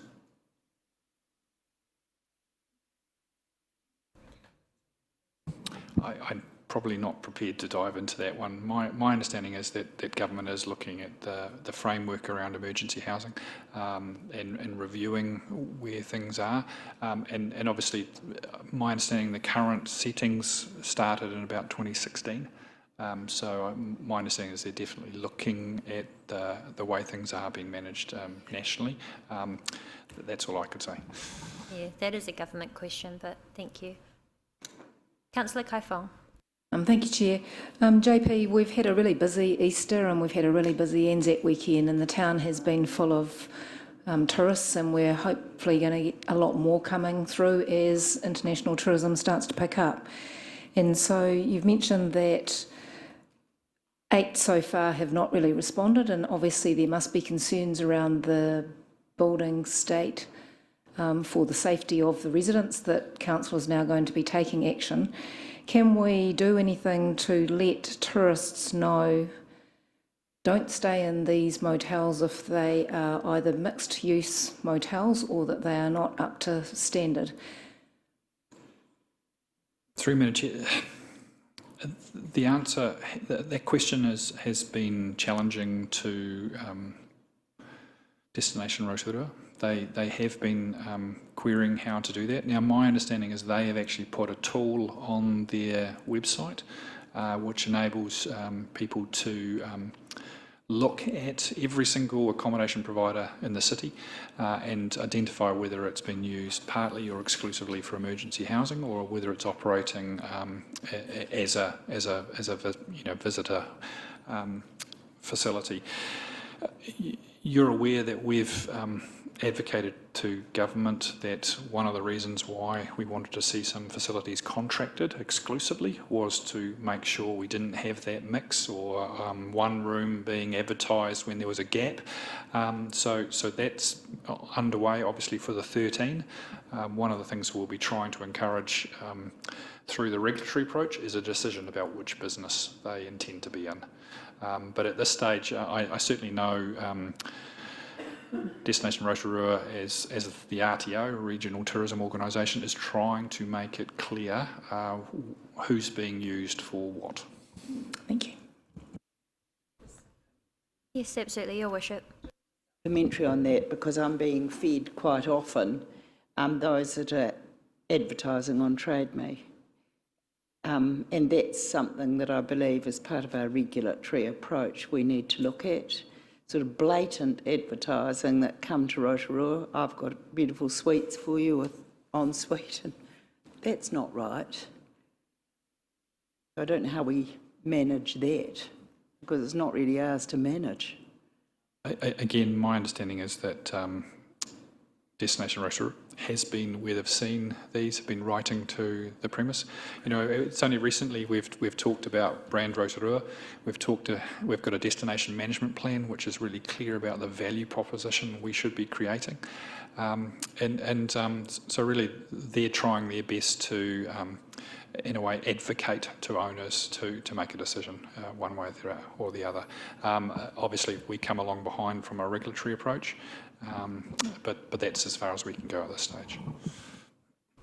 Thank you very much. But I do want to send that strong message that Council is enforcing the correct use of motels. That's quite significant. There's been a lot of work going on behind the scenes. Unfortunately, those discussions have not led to some premises stopping mixed use of emergency housing and visitors.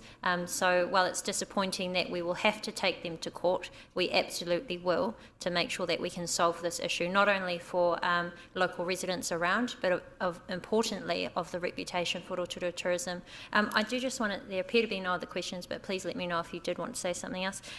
What I was really shocked to hear actually is that a third of the people in emergency housing aren't from Rotorua. And to me, that actually goes to show that there is insufficient social housing in neighbouring areas, and we just can't keep absorbing people into Rotorua because it is wreaking havoc to our community. So while we are using our regulatory approach to enforce, while we're doing our best to get information and support by government, I think as well we need to be pushing back and saying to government and to neighbouring councils that you need to play your part too and look after your people so that we can look after ours. So I appreciate that it is a challenging space, and we appreciate the staff that are working hard to fix this. So there does appear to be no other questions or comments, so we will move on. I don't believe there's anything else, JP. So we'll move on to Anaru with his group in community wellbeing. I think, Madam Chair, just the reason I'm sitting here beside JP in regards to the emergency housing piece is just to recognise some of the impacts of the emergency housing. So having picked up on the questions that have already been asked, I think I'll be interested to know if it's the appropriate time now to talk to the community safety component of the emergency housing, recognising that housing is important.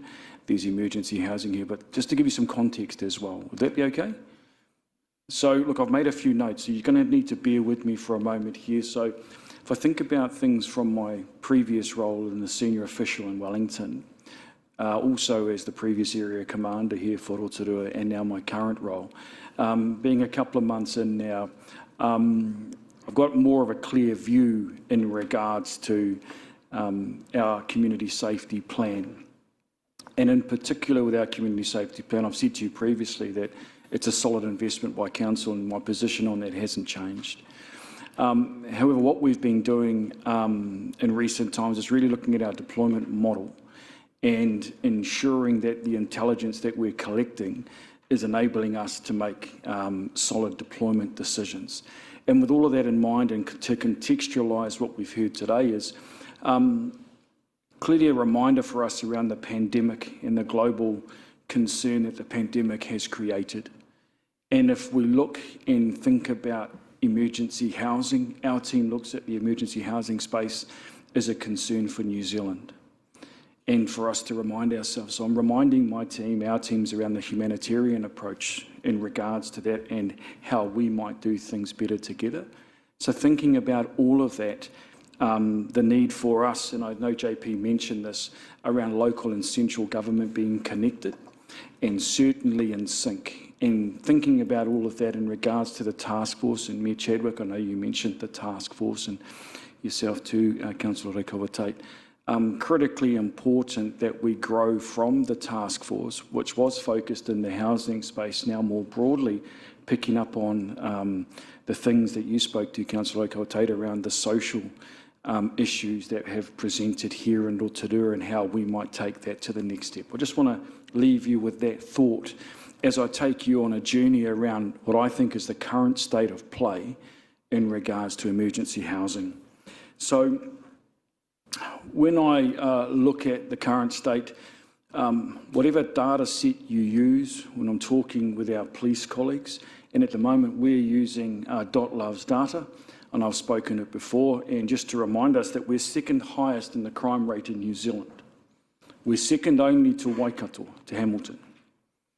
With that, 86% of our crime occurs in high deprivation locations. 61% of our people in Rotorua live in high deprivation. But think about our observations from our teams, and I see some of our guardians are here today and our CCTV cameras. So what they're seeing anecdotally is the impact of alcohol, the antisocial behaviour that's being displayed, and the visibility of gangs. So something we've focused our attention on is the enhancements to our safety plan and working alongside our police colleagues and being very collaborative in how we share information together, how we share our priorities together moving forward.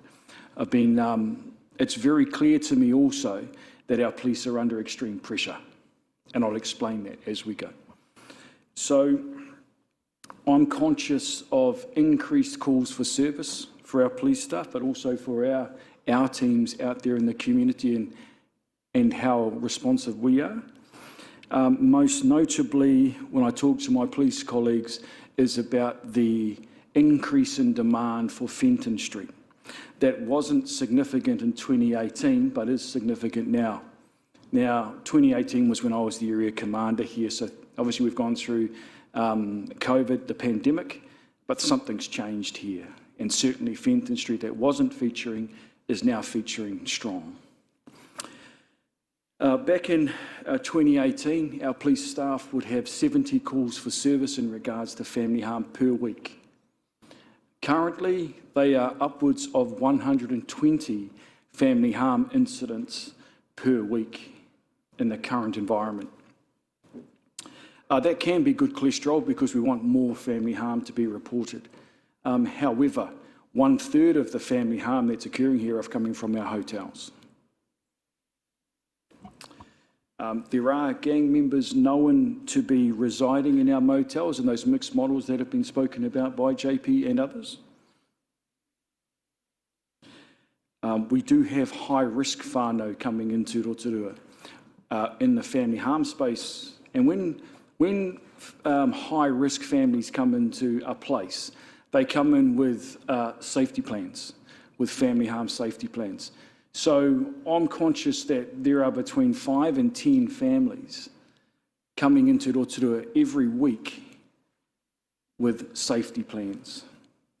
So those are people who have high-risk, complex needs coming into our place who, from my police colleagues, do not have any association to Rotorua. Think about our contracted and managed sites, and again, with the work with our task force, the work with Te Pukapu, they appear largely well managed and with minimal issues. However, if we look at the unmanaged sites, then that appears to be the place or the places where there are the most issues. And that would be confirmed by our police colleagues as well. Last week, we were fortunate to have a visit here by Minister Poto Williams from the police. She visited both the Rotorua Police, and the information that I've just shared with you is the same information that was shared with her on that day and her officials. And so with that, our discussions, we raised issues with her, and in my view, it was a really encouraging meeting. It was one where we spoke about the need and the desire for an action plan moving forward, similar to what Councillor Decal was talking about in regards to task force. And I know, Mayor Chadwick, you also spoke to that. Looking at the task force, not just with emergency housing as the focal point, but also more broadly about the social wellbeing opportunities here. For us as a central local government to work together to provide the best service delivery we can for our communities here.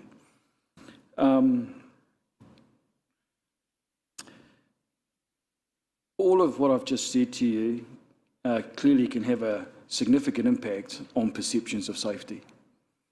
And so what I've seen in my short time here in council has been that when we talk about emergency housing, a lot of people, in my view, turn their attention to community safety, or sorry, when I talk to community safety, people turn their attention to emergency housing. So hence the opportunity to speak to you now about not just the issue, but the opportunities in front of us around taking that next step with our task force. That makes sense if we want to provide opportunity for us to create the change. Are there any questions of me? Councillor Donaldson.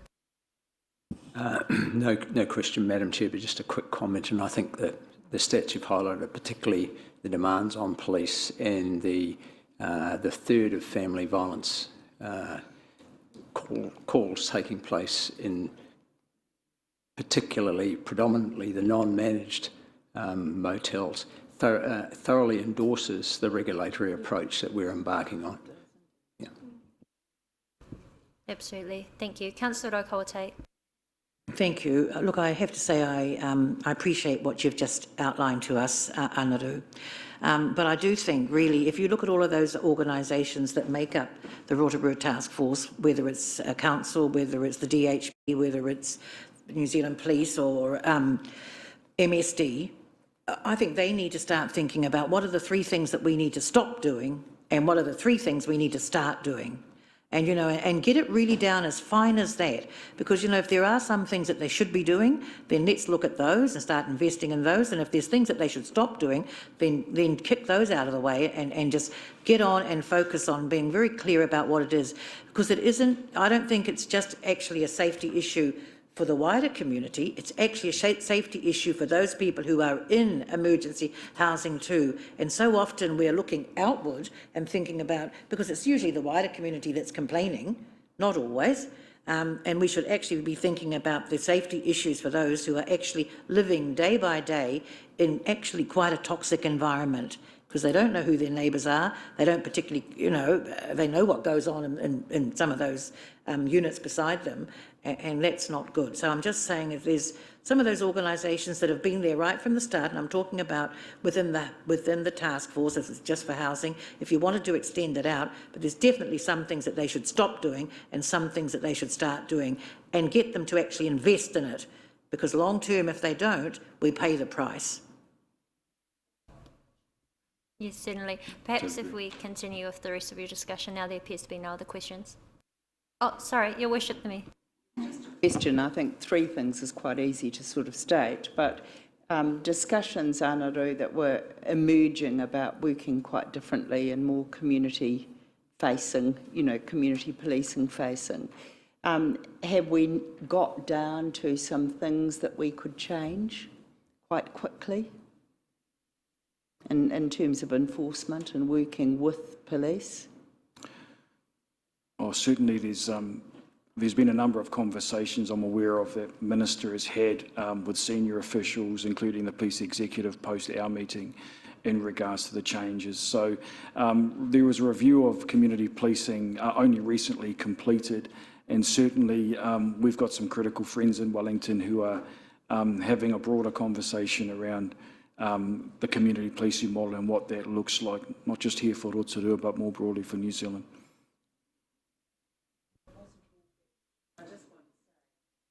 Some very encouraging things happening, very encouraging. And from within our emergency housing and motels, there are some wonderful models of people going out and working out in the community.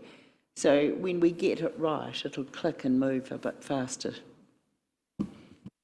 Thank you. Now, if you want to finish off the rest of your community wellbeing report. Okay, kia ora. Can we take our report as being read? And are there any, I mean, I hope I haven't stunned anyone, but... Yep, sorry, Mr. Waddy, did you have a question? Councillor Donaldson. Thank you, Madam Chair. On a much brighter note, I love the layout of the agenda, Madam Chair, with the stats and facts and FAQs at the front of each report. It's really helpful. My question is around the 37,412 cycles counted entering Whakarewa Forest, naturally, in March, which is up from 31,000 last year. And my question, knowing that number is going to be blitzed by April, which incorporated school holidays and Easter, how is that being counted, and does that include cycles entering on the shuttles?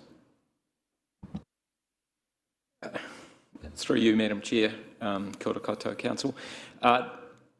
Basically, we've got counters at a variety of entry points, not all of them, and we have simply compared the total through the counters that we had this March versus the exact same counters in the same locations the previous March. So that's not a count of everybody. It will account for people who've gone through any of the beam counters we've got. So if they were picked up at the Waipa car park, put in a shuttle and headed up 8 Mile Gate, no, it would exclude them. Thank you, Madam Chair. And just a clarification, because I was challenged on this, Rob, does it count the cyclists going in and going out, or is it just, do you cut the number in half to get it just entering? We've analysed the data just to only look at those going in. So some counters count both directions, but we've worked it out that this is a true 1 year against the other year. This is the number we counted going past our counters going in compared to the previous year. Thank you. And I was just about to ask David Spears, when do we get our traffic lights and roundabouts in the forest? It's getting that busy. Well played. We've got Councillor Yates, followed by Councillor Wang, and then Her Worship. Through you, Madam Chair, tēnā korua. This is a question around the Aquatic Centre because, and it kind of was answered when JP was talking about what you can do, what you can't do. There's some things that we might want to cut, but Aquatic Centre was raised the other night at the long-term plan hui, and it was considered that that potentially could be something that we could already cut. So we did try to explain to them that there are already tenders and processes in place. So I just would like you to elaborate on that whilst I've got the opportunity to ask the question. Thank you. And through you, Madam Chair, yes, the tenders are out for that. So basically we'll see what the market situation is. We've gone through a full expression of interest process to identify potential tenderers, and those are out. I think they are due back at the end of the month, and then we'll go through an evaluation process. Thank you. Councillor Wang. Thank you, Madam Chair. My question was just around the kind of flows on from the previous discussion we're having, just around the community safety. I noticed apart from the foot patrols, there's also the vehicle patrols as well. And I'm just wondering, just reading through some of the areas that there have been vehicle patrols, how do you make the decision on which areas to patrol? Is it like a reactive or proactive or? Kia ora. Thank you for that. Thank you for the question. So those areas, we have some sort of stock standard routes that we do, but we do change those areas based on any intel that we're getting when our teams meet regularly with the police and our security providers. So we try and keep it as live and up to date as we can. Just out of interest, they do cover about 200 kilometres a day doing those patrols, so it is fairly comprehensive. Thanks for that. And my second question was, I'm really surprised at that number, 200 kilometres a day, that's a lot. But my second question was just around the CBD packs, I guess, the information packs that have been sent out to the CBD businesses. And it says here as well, you've got the proactive crime prevention through environmental design advice as well. So does that include, like, for example, like lighting to brighten up, I guess? Yes, it certainly does. So it contains all sorts of information from that side of things, how people can set up their shops, so as not to provide places for people to get up to mischief, and just general good advice. But also importantly, those packs do contain some clarification on who to contact in certain situations if they are in need of help. Just to add to that, Mr. Hurd, you don't mind, is that it's really neat to be able to hand some of these packs to some of our business owners in the central business district, and more around education and prevention opportunities together. Because if we think about, when I think about community safety, there's the together piece. So it's how do we mobilise our business community? How do we mobilise the rest of our community in regards to looking after our place? Otherwise, if we're relying solely on a finite resource of police and/or council, then we're going to struggle. So, I don't know if you wanted to say anything, Mr. Hurd, but it was a really good example of us sharing some of those packs with some of our business owners, and more broadly, we've got a wider lens around that, how we might do that more broadly in the business sector. Awesome. Thank you. I think that's it. That's enough for now. Final question by Her Worship. It's a question and a bit of a comment, and I want to congratulate Laura for her leadership at the library. Te Aka Māori, in this time of a community crisis, is a beautiful space and a safe place for our people to go. And I suppose my question there, and thank goodness we invested in it, I have to have that dig, but it is a very special community bumping space. Are we seeing many of our displaced people from motels accessing Te Aka Māori?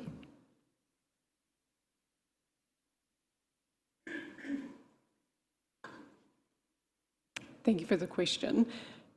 It's hard to tell where people are coming from when they visit. What I can tell you is in the last few weeks since we removed the vaccine passes, we have had an incredible jump in people accessing the building. But one of the things the teams are doing is one of our big focuses is non-traditional users, and they tend to be those in high deprivation. So we're working with a lot of the community connectors that work with the emergency houses. And what we're doing is, instead of bringing them in, we're going out to visit them first and then inviting them in for cups of tea and trying to make it appeal as a safe space. So yeah, we're doing a lot of work with those community connectors. So we're hoping going forward we will see more people. And thank you for that. I hear nothing but good about the service from the library. Yeah. Thank you very much, Laura. Mr. Waru. Not a question, more of a mihi. I remember here maramani ki muri ko te mea tuatahi ki te tukupata ki a koe, and you took it on and you took it all in your stride, and I just want to meet to you and your team. Actually, it's e rawe. Nā te mea, I think what the right kōrero for your particular portfolio, ne, he tangata, he tangata, he tangata. So, no, I just wanted to mihi and I te pai o ngā mahi, and seems like you and your team are really getting some things going, and yeah, kānui te mihi. Kia ora mo tēnā. Well, thank you very much. That concludes our community wellbeing group. We do still have infrastructure, district leadership and democracy, then Te Aroha partnership group, and one more item. So we will power through the rest of that, but I do want to thank the staff for being here as well and for their patience in this very large meeting. So we'll now move to infrastructure and environment solutions group. I'd like to invite Stavros up, and we are on page 35 to page 48 of our agenda. Madam Chair, can I just add a comment just to something that I heard the Mayor say? And I think it's really quite important that it's not lost on some of our councillors. And it is about the fight that we had to get. We took upon ourselves to get Te Aka Māori up and running. There was such opposition. I mean, some of you won't remember it, but we remember it, and the vitriol that came our way from community who really should hang their heads today because of their behaviour at that time. But, you know, the Mayor just reminded us about that, and we've got a library now that everybody can be very supportive of, and but it's when you're bold that you know it's a good thing to do, and you know it's the right thing to do, and you hold the line and you carry it through, and it has been highly successful. But had we buckled, well, we wouldn't have it today. And so I just wanted to thank you, Your Worship, for reminding us all about something that was hard won, and it's been very successful. Thank you. Over to you, Stavros. Thank you, Madam Chair. Kia ora tātou katoa. I will take the report as read and more than happy to respond to any questions elected members may have. I'll just highlight 3 or 4 points in the context of this report. As you heard from our colleagues from the Waka Kotahi this morning, we continue to work with them in terms of enhancing our main corridors through our districts and especially paying attention to creating future capacity, improving safety, and obviously the efficiency of alternative modes of transport around the district, with keeping a close eye on environmental obligations. The other area of our work is continue to work to identify our current and future demands for water supply, especially with regards to all the mahi and the work that a lot of my colleagues are doing in creating future housing capacity. We need to have the foundations to provide the appropriate services in these areas. And the same goes for wastewater treatment. We're focusing attention on to ensuring that we meet our environmental obligations under the various concerns to protect the health of our receiving waters, and also create a future capacity for additional housing. And of course, to that effect, we've got to promote progressing the resource consent for our upgrade of our treatment plants. We're progressing reticulation schemes in East Rotorua, and we're progressing the future reticulation of Tarawera. And all these sort of things do take a lot of our time at this point in time in terms of going through various stages and phases. Stormwater, in addition to what the chair asked earlier, I'll go to our normal annual maintenance and renewal programs. So that's, we are trying to give effect to the various commitments we have made to enhance capacity for stormwater, both for our housing, and of course we've got on the board at the moment somewhere in the region of $25 million of stormwater capacity enhancements to the east and to the west, and we are progressing these issues. In the waste management and general environmental processes, we do have an active environmental monitoring regime, checking and monitoring the water quality of our lakes in conjunction with partners and colleagues in the Bay of Plenty Regional Council. In terms of our direct operations, as elected members will be aware, we have agreed to commence the community consultation for the food, organic and green waste diversion, and that work will start on the consultation will start on the 16th of May and will be concluded on the 10th of June, and then of course we expect to come back to you with a report and recommendations at that point in time. Now, we do face a significant level of challenges. I think Thomas Colley identified earlier that we've got challenges with regards to access to sector resources, in terms of specialist work and service delivery. We do have an observed escalation of general cost in materials and services in terms of our inflation and obviously the chain supplies. Access to expertise, retaining our own expertise is not easy to identify and retain our own expertise, but we are taking steps to diversify and employ a couple of young guys in the department at the moment. We're just bringing them up to speed with some experience. And obviously, we're paying attention to the various types of reforms, either in the RMA or the Three Waters reforms or the engineering standards, water supplies and so on. That's we need to ensure that this organisation meets its statutory obligations. And civil defence, at the moment, again, goes unseen. We are preparing for an exercise in the middle of May, which will involve the majority of our emergency operations centre staff. Again, we put to test some of our mobilisation and activation of the EOC procedures. And the scenario will be that in May, it would be along the line of supporting the region in a tsunami effect. So these are the areas that we are working on at this point in time, and more than happy to respond to any questions you may have with any specific items on this report. Thank you. Thank you. Councillor Donaldson. Thank you, Madam Chair. Stavros, my question is on page 44 of your excellent report around the landfill, the waste levy that's increasing on the 1st of July from, is it $10 to $30 per tonne, which will result in a higher landfill gate rate. So there's a couple of parts to the question. I'm presuming that Tirahia, where we smart ditch our waste from the red bins, will face a similar levy increase. So will we expect an increased targeted rate for the bin collections accordingly, or how is that going to be dealt with? Is the first part of my question. And then also, I see you've also talked about illegal dumping on the same page. And do we have any strategy to front foot any increase in illegal dumping that might occur as a result of this? Thank you, Deputy Mayor. Yes, I think the emissions trading scheme are the credits we have to purchase, which basically leads it into increased cost for disposing waste. It affects all of us. It's a taxation on all waste created.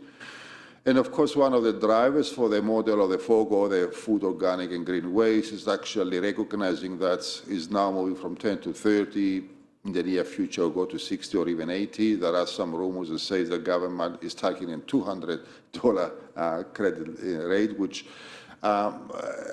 if we are successful in giving effect to into our diversion of green food and organic waste, obviously almost 50% of what goes to the landfills at the moment will be diverted. It will take some time, but that's how we are addressing it. And yes, in terms of our annual plan, we've made some allowance for this incremental movements of both taxation and CPI changes, and we hope to stay inside that general envelope. With regards to illegal dumping, then, as you know, it's an ongoing problem. Sometimes in terms of volume, it's not that huge, but it is a nuisance. It's a nuisance problem. We have employed recently, which is funded partly by the waste minimization redistribution levy, we get back a waste minimization officer, and her job would be to continue to do education, working with our contractors and doing some more proactive work to minimize it. And I emphasize the word minimize because I think, to be honest, I think is, in my view, is not a cost of disposing that's a problem, because all our ratepayers got access to good waste, curbside waste collection. I think some people, and it's a very small minority, would choose to do the wrong thing, and we'll just try to discourage as much as we can. Thank you. Mr. Waru. Yeah, kia ora. E te tiamana. Tēnā koe Stavros. You know, I always like to give you a couple of partais. But first question is, and they're going to be quick ones, around the, I think it was the Taniwha Springs pump replacement. Is that just going straight in, or has there been any kōrero with the Pikehaua Trust around that? And if so, what are the details around it? Is it replacing what's there now, or are you putting in another kind of system for capacity? Thank you.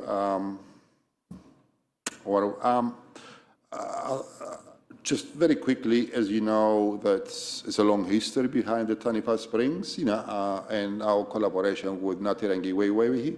We are joint consent, holders. Those consents govern both the amount of water we can take to service Nongataha and certain parts of Kutu in terms of emergency, but also working with the HAPU over there and the iwi to make sure that we have a healthy long-term foundation basis, for future, collaboration. So the amount of water we secure from our resource consent is to satisfy our current and foreseeable, water demands within the framework of the agreements we've got with Ngāti Rangi Waewae. The replacement of the spring and its infrastructure around it is been done closely in collaboration with Ngāti Rangi Waewae. And there are a number of cultural reports and restoration expectations that's been defined by Ngāti Rangi Waewae there. So the restoration looks and feels and processes will be strictly guided by the reports and the expectations of Ngāti Rangi Waewae to meet, it's their mana whenua, it is their taonga, it's their own, position, and we certainly are on very close collaboration level with, with the hapu there. Thank you, Stavros. I just thought I'd ask and make sure we get a bit of detail around that so our people can hear that. So te rata hoku kia rangi wewe here. Now I want to jump on my other tā kia whakauwe in Ohinemutu around the geothermal discharges. So I'm just trying to understand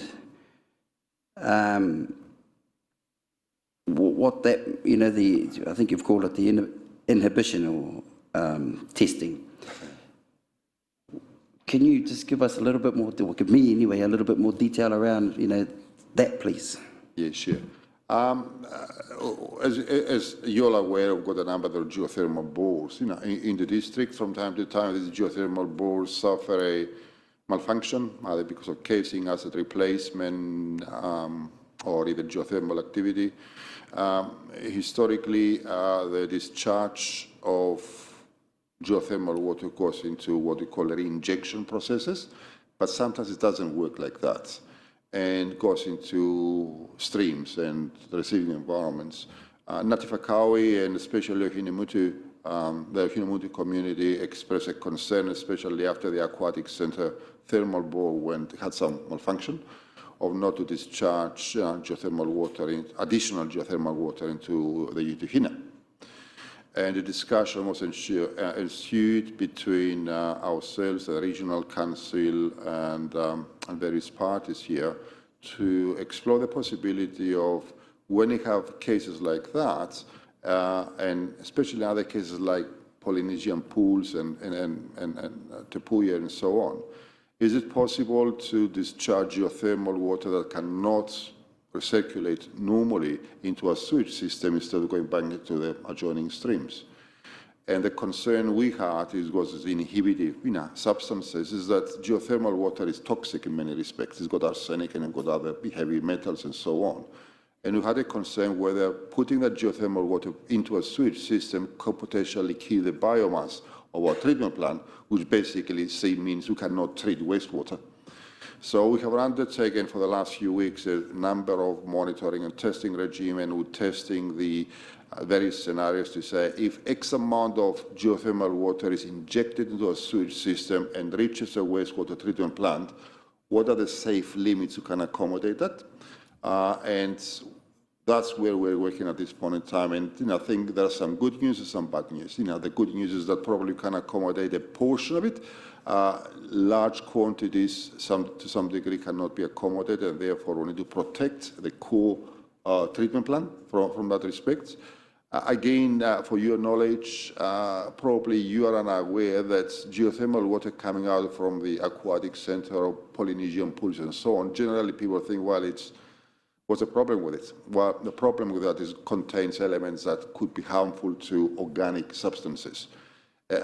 On the flip side, it was a surprise to me too. We found that a lot of that geothermal water contains very high levels of E. coli pathogens, and to some degree, it's when you consider that safe bathing standards is about 570 E. coli into 100 millilitres of water. Water coming out of the Polynesian pools contains sometimes 19,000 per 100 millilitres. So again, discharging into the receiving environment into a stream, it also contains some risk. So we're running all these tests to find out what is a golden inflection point where we cannot accept and manage that kind of risk. Thank you, Stavros. I was just asking, I was just trying to get a definition around the, clarification rather, around it seems like you're talking more about bores and household use of the geothermal resource rather than those natural ones like the Wairoa River, for instance, and things like that, the Hot Water River and things like that, they're a bit different. But, you know, again, I'm always a fan of putting out mātauranga Māori when I can.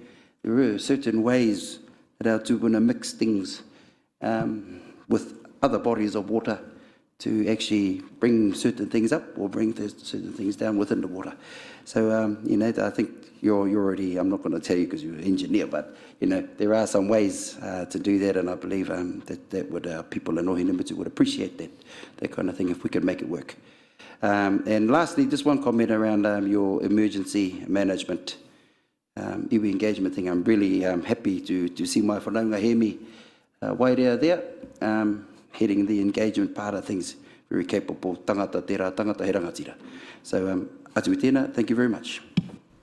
Thank you. There are no further questions, so we'll move on. Thank you very much, Stavros. We now go to our District Leadership and Democracy Group, and we have our DC, Una Hopkins, who will overview her report. Thank you, Madam Chair. Kia ora, Councillors. We're getting near to the end of the agenda today, and I will just take my report as read. What I do have, though, is a couple of updates to one or two of the kaupapa that we've got going on at the moment, and so I just want to highlight and provide a bit of a progress on those. The first one is the long-term plan Year 2 delivery. We are nearing the end of the community engagement phase for that, and submissions, or feedback rather, does close on the 11th of May. So if you are out and about in the community, please do encourage people to jump onto the Let's Talk platform, make sure that they are aware of what the projects and programs are proposed to be delivered in this upcoming financial year, and for them to provide feedback in order so that you can have some further conversations in June before finalising that Year 2 budget. We also have had two community information evenings at the library, and they, although haven't been well attended, there has been some really good conversation driven out of those sessions. And I think this just reiterates the importance of making the organisation and making council available for our community to hear what's going on and to interact. And so we've talked about those housing information sessions earlier on today, and having things in particular around the long-term plan just go alongside that as well, in all those breaking down barriers and people being able to understand what it is that council are undertaking. My second update that I want to share with you today is around the local bill process. So, following the decision that was made last week, we have had notification from the clerk from the Maori Affairs Subcommittee that they have agreed to the pause that we have asked for. While that pause is in place, what that means is that the submission process that they had been calling for, that closed on the 4th, so yesterday, and they had been intending to run another series of hearings on Friday. So they have at this stage just paused that while the Select Committee work on what their work programme will look like going forward. In the meantime, ourselves and a number of the other parties involved will continue to work on supplying information that is being requested of us from the Maori Affairs Select Committee. And once they have all of that information, they will then look to reset a work program that works. So you are then probably asking, and our community will be asking, what does that mean for the elections in October 2022? What it means at this point in time is that we will be working with the model that was given to us by the Local Government Commission in their determination that they made on the 8th of April. So that determination, as you know, was a model that had a Maori ward with 3 seats within that, a general ward with 6 seats within that, and a rural ward that had 1 seat, plus the ongoing membership and continuation of our Lakes Community Board, our Rural Community Board, and of course the Mayor. So we now need to go into an education phase for our community to understand what that model of 361 will mean. And there's 2 parts to that. The first is for potential candidates. Where do they choose to stand based on that model? And then secondly, how do our voters vote and what will their voting papers look like? And how can they connect with candidates who are standing in those various wards? Needless to say, that education program does need to be quite intense, as the model in itself is complex, and there will be a number of questions that do come from our community, both for candidates and for voters, as to how that model will work. So on that, I'm happy to take any questions if there are any around other parts of my report, or in particular those couple of updates on kaupapa that I've just presented. Thank you. Your Worship. For that, Una, because certainly since last week, that's what the public's asking, and they're not sure what we're clarifying for them, so they do need certainty for knowing what the next election's going to look like in terms of where they might stand, or So that's good for certainty. My other question is, with the ongoing work and answering the Bill of Rights issues, when do we think that will close? Because I'm hearing this is growing into quite a long conversation. Have we got any certainty at all around when that work might be closed off? Oh, Gina, thank you. The parliamentary process is that there are 6 months for the committee to provide a report back to the House, which would be in July. They have not made any statements about where they would fall within that usual process. So they have received the letter from the council, and there was a statement last night saying that they had agreed to the pause, but they haven't produced a work program that confirms, although we would expect that to be discussed with the committee and the clerk of the committee in the next few days. Thank you. There appears to be no... Oh, sorry. Go, Una. Sorry, I just had one more clarification that I forgot to cover off. Already, I guess some questions that have been coming through around that determination model, the 361, has been around the boundary for the rural ward. So just want to clarify so that you yourselves know, the boundary that has been determined to be the rural ward is that of the existing rural community board boundary. So there's been no changes to any boundaries in that respect. So when we're talking about a rural ward, it mirrors the rural community board. And so just to go one step further, that excludes Lakes Community Board areas. So there are no Lakes communities included in that rural ward area.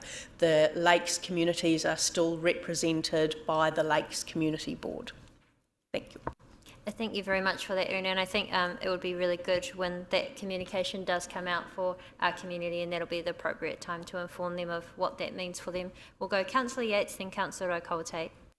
Kia ora, and thank you for that clarification too, Una. So just on that, how does that affect those living in the rural ward now that might be on the Māori roll? Because I'm well aware of what went on with the determination and how the commissioners acted.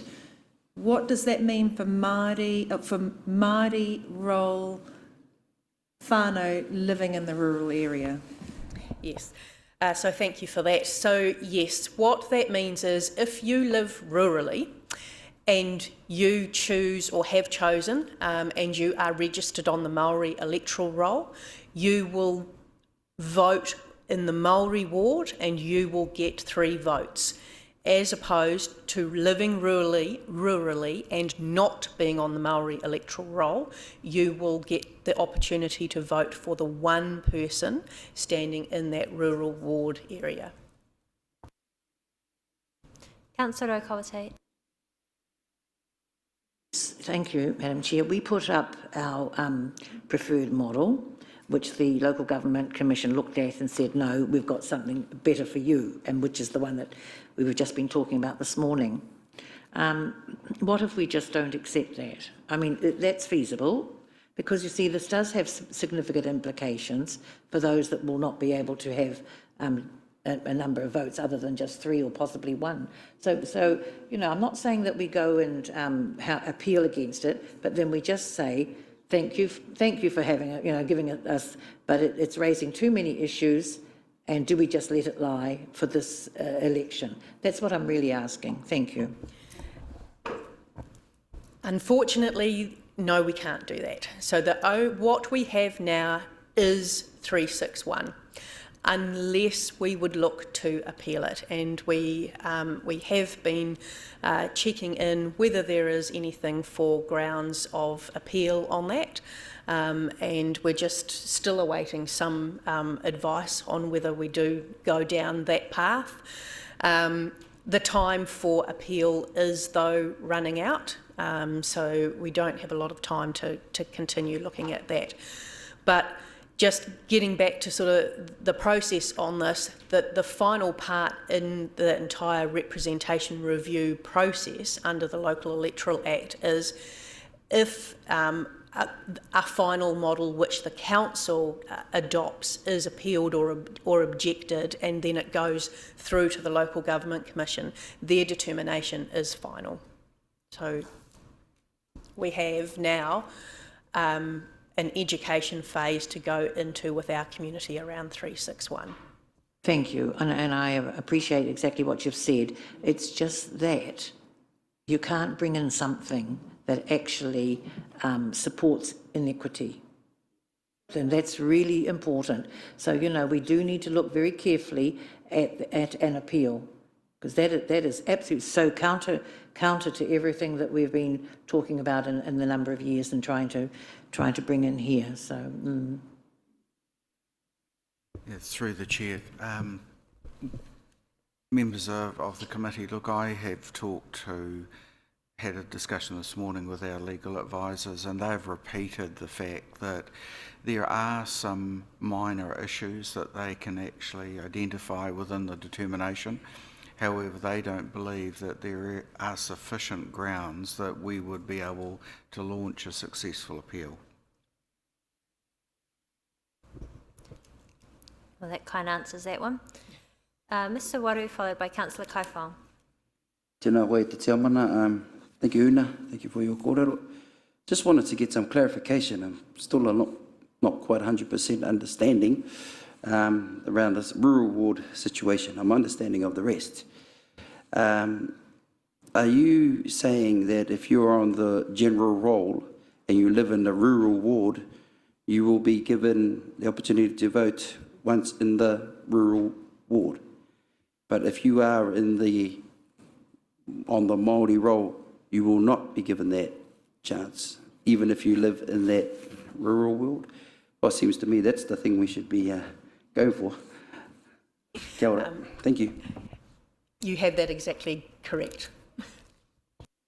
And for further clarification through you, Madam Chair, no matter where in the district you live, if you're on the Māori roll, you will only be able to vote for the 3 standing in the Māori ward, the 3 seats in the Māori ward, is my understanding. Yep, kai te mara matera. Yep. Thank you. I've got Councillor Kaifong, then Councillor Maxwell. Thank you, Chair. Una, can you just please clarify, I think also for the community, that this process has been undertaken because it's a legislative requirement, and that if we are unhappy and we are unable to do anything about an appeal for the Local Government Commission decision for this election, there is nothing to actually stop the new council coming in to undertaking a fresh representation review? That is correct, yes. So what it will mean is that for this election, we will have a local government determination of 361. A new council can then elect to go into another representation review process, if they chose to. Thank you. Final question from Councillor Maxwell. Thank you. Kia ora. Question is, last week we were in confidential, and I just want to know what happens now, Una, now that we're all aware that councillors broke the rules. So do we just sweep it under the carpet and carry on, or what's happening there? I think Una's just outlined, to be very clear to the community, the model that will be going forward, which was determined by the Local Government Commission, not ourselves, is the 3 Māori wards, or 3 Māori seats in the Māori ward, the 6 general, and then the 1 rural. So that will be moving forward. No, I guess I'm talking about our rules.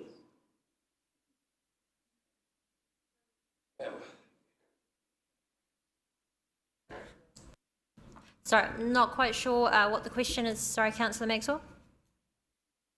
Confidential was broken last week. We were in confidential, and councillors went to the media and disclosed what we had discussed in confidential. I just want to know, with our own rules, what are we doing?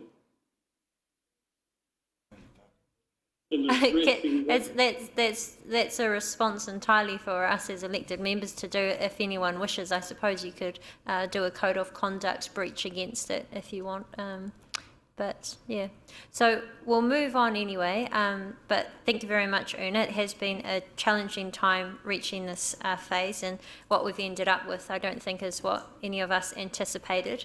But I look forward to an opportunity in future for us to see after this election what that model looks like and whether our community wants change for themselves. So thank you very much. We'll now move to our final DCE, Gina Rangi, Te Aroha Partnerships. Kia ora tātou. I will take my report as read, especially due to the lateness of the hour. I would like to highlight one kaupapa in particular, though, which is the work we're doing to support the housing work program that is underway. So the medium density rules, there's a plan change which JP's team are working on. We have supported engagement with the 3 traditional villages recognised in our district plan, which are Ohine Mutu, Whakarewarewa and Ngāpuna, to seek their views on whether they want the MDRs to apply within those villages. We have had an initial meeting with the Ohine Mutu committee, and we have advised that we will be quite happy to have huia hapu or huia iwi within the villages if that's requested. We have had one request from Ngāpuna, which is tentatively identified, although hopefully that is able to continue, I think, next week. So that's residential 3 within the district plan, which is those 3 traditional villages. We've also had quite a lot of engagement around the papakainga rules. There is an advisory group that has been established of those members of Te Aroha who are interested in helping us to identify what are the issues with the existing papakainga rules. We've had 3 workshops with them so far, and also looking at options for the planned changes to the papakainga rules, and a number of Māori Land Court and engagement inquiries coming from across council in that regard as well. And the final one is we have had now 3 workshops for Te Aroha Whānui, which have focused on the future development strategy, the housing plan, the medium density housing plan change, and also the potential for priority development areas. Although attendance has been low, the quality of the feedback that we've been getting has been very high. So we are looking at going out to particular areas where there has been low participation. Wangataha in particular have been well represented through the 3 workshops and also in the Papakainga committee, but we are looking to have more engagement on the east side. Kia ora. Kia ora, Gina. Were there any questions? Councillor Wang, followed by Mr. Wade. Not a question, but I'd just like to thank Gina for the work done engaging with Mana Whenua with the workshops for in relation to the future development strategy and the housing, all the work gone in there. So thank you. Thank you. Mr. Waru. Tēnā koe te chairmana, kia ora Gina, tēnā koe tō reporta I tō pūrongo. Paku, no wakapātai. Just in regards to the villages, the Ohene Mutu, Ngāpuna, me, what was it? Was it Whakarewarewa, ne? Aye. Just in regards to that and the kororo around the medium density residential standards and things like that, is that the only place that it has been applied to, those places? No, so the law change by the government provided that the medium density rules will apply across all residential land, residential zones. So that's residential 1, 2 and 3. The Papakainga, those particular Papakainga pā are residential 3, which is a special designation which is meant to recognise the particular cultural values. It allows for narrower streets and slightly higher density than other parts of the district. And so really it was a question of do those kāinga want to move into the medium density rules, or are they happy with the designation they've had? We've had mixed feedback, some for, some against. Probably the majority of views at the moment are to retain the existing. But that's just, we're quite early in the process. I know, that's why I asked. I just wanted to get the clarity out there with some of our people that didn't turn up to those. That's all. So, koe rā noho, te mea tuarua ai kōrero māku was, where is it? I made a note of it here somewhere. Oh no, te ahua he mihi nui ki te amorangi, your unit, mo te ahua ki ngā whakahaere e pāna ki ngā tumu. I te koura mā whiti. Well, we've got a new name for it, but we won't talk about that one today. Engari, e mihi ana I tērā āhuatanga, and we're very happy from a te tau perspective, very happy that that's all happened and it's all gone through and seamlessly. Ngā mihi nui. Kia ora. I really would like to acknowledge the incredible support we've had from Ngāti Whakaue, in particular around the all layers of understanding what the values and how to express those through artwork and design should be for the lakefront. We've had some really great support, in particular from Auntie Norma Sturley and from Bryce as well. You know, it's been fantastic and very consistent. Thank you. Final question from Councillor Yates.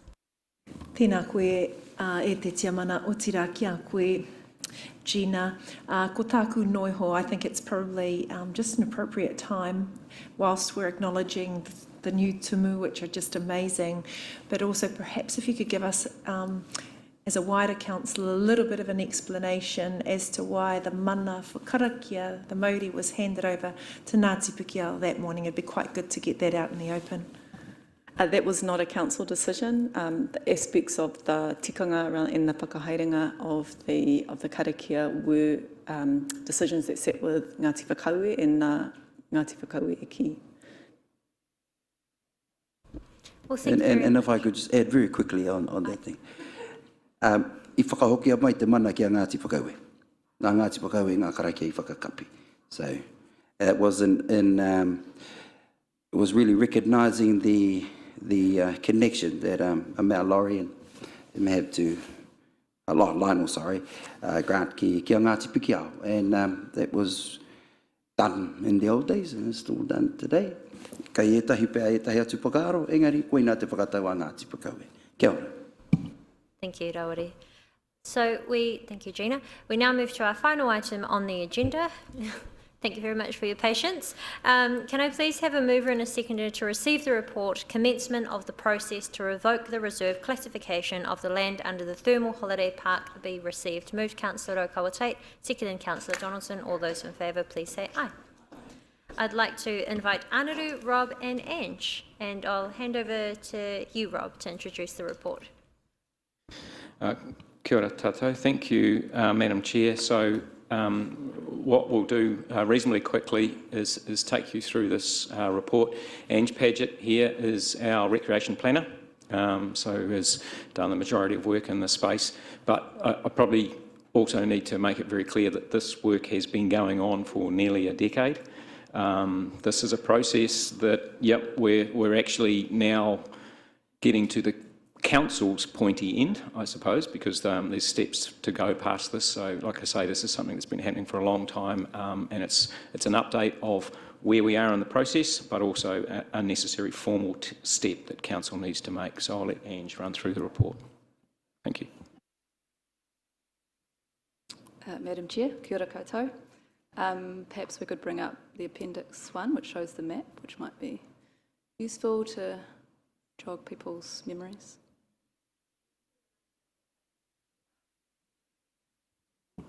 If you could just... Is it in there? Is it in there? Okay, sorry, that's okay. Okay. Okay, so the land... Yep, okay. Sorry, is that the link that's in the agenda? The map.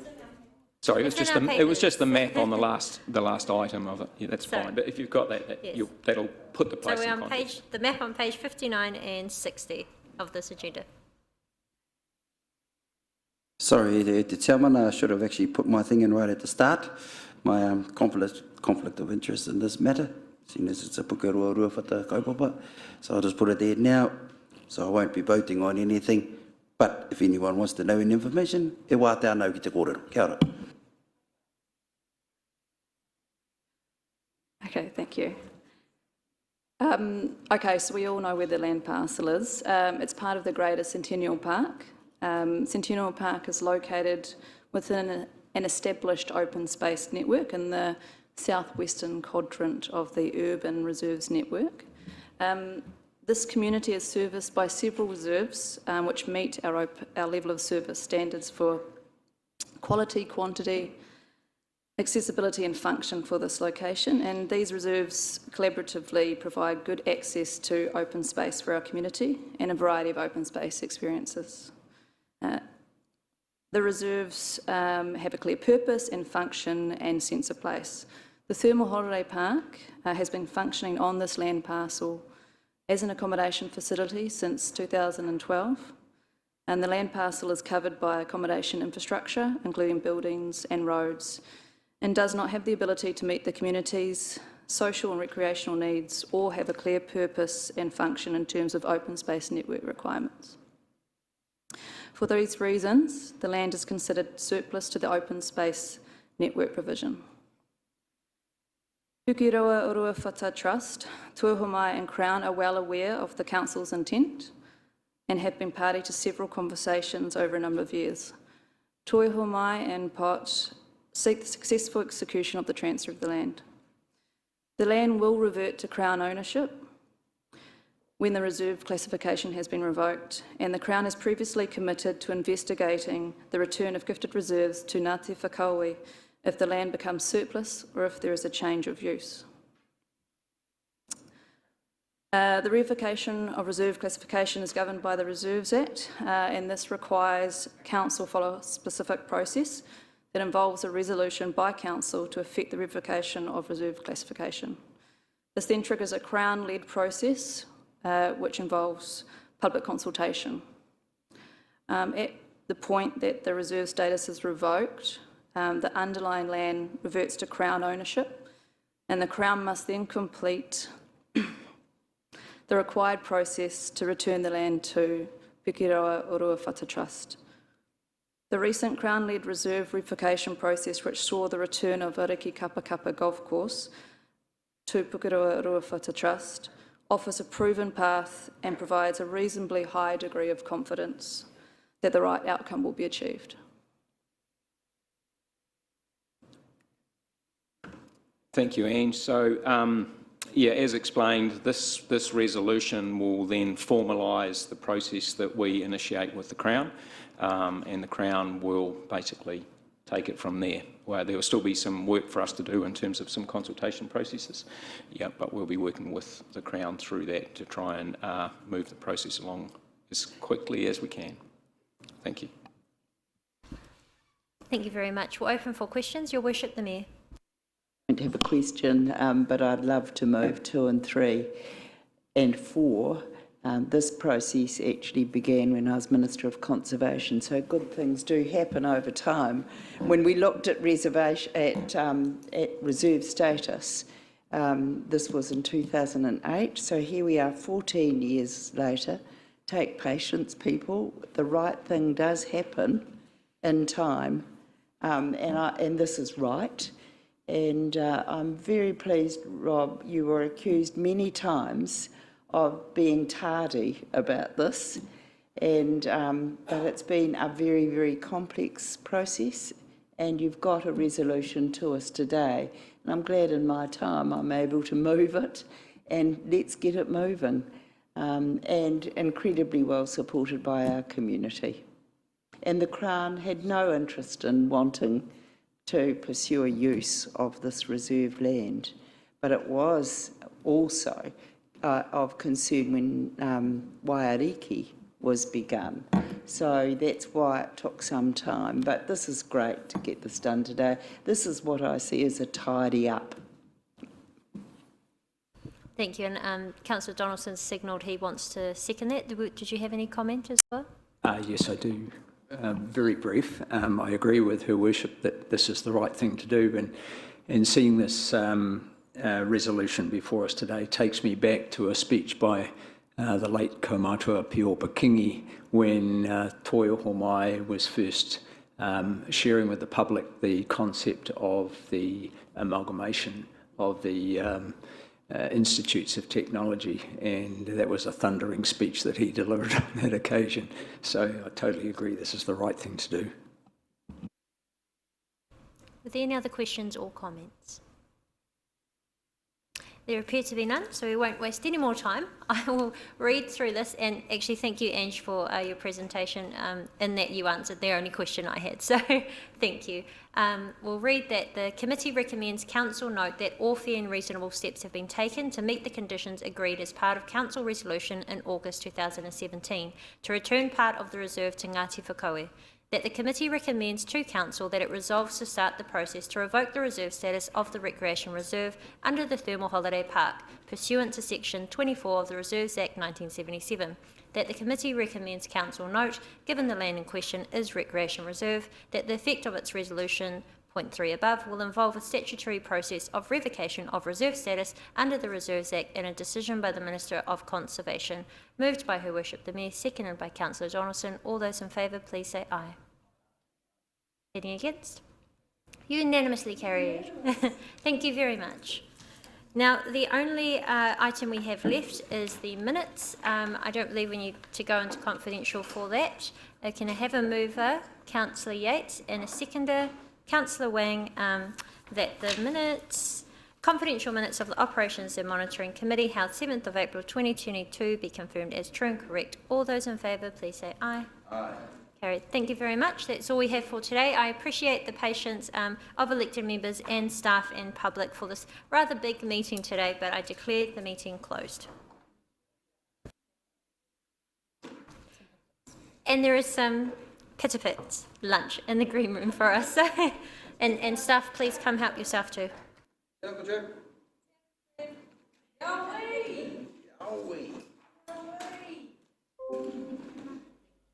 Yoi, whānau.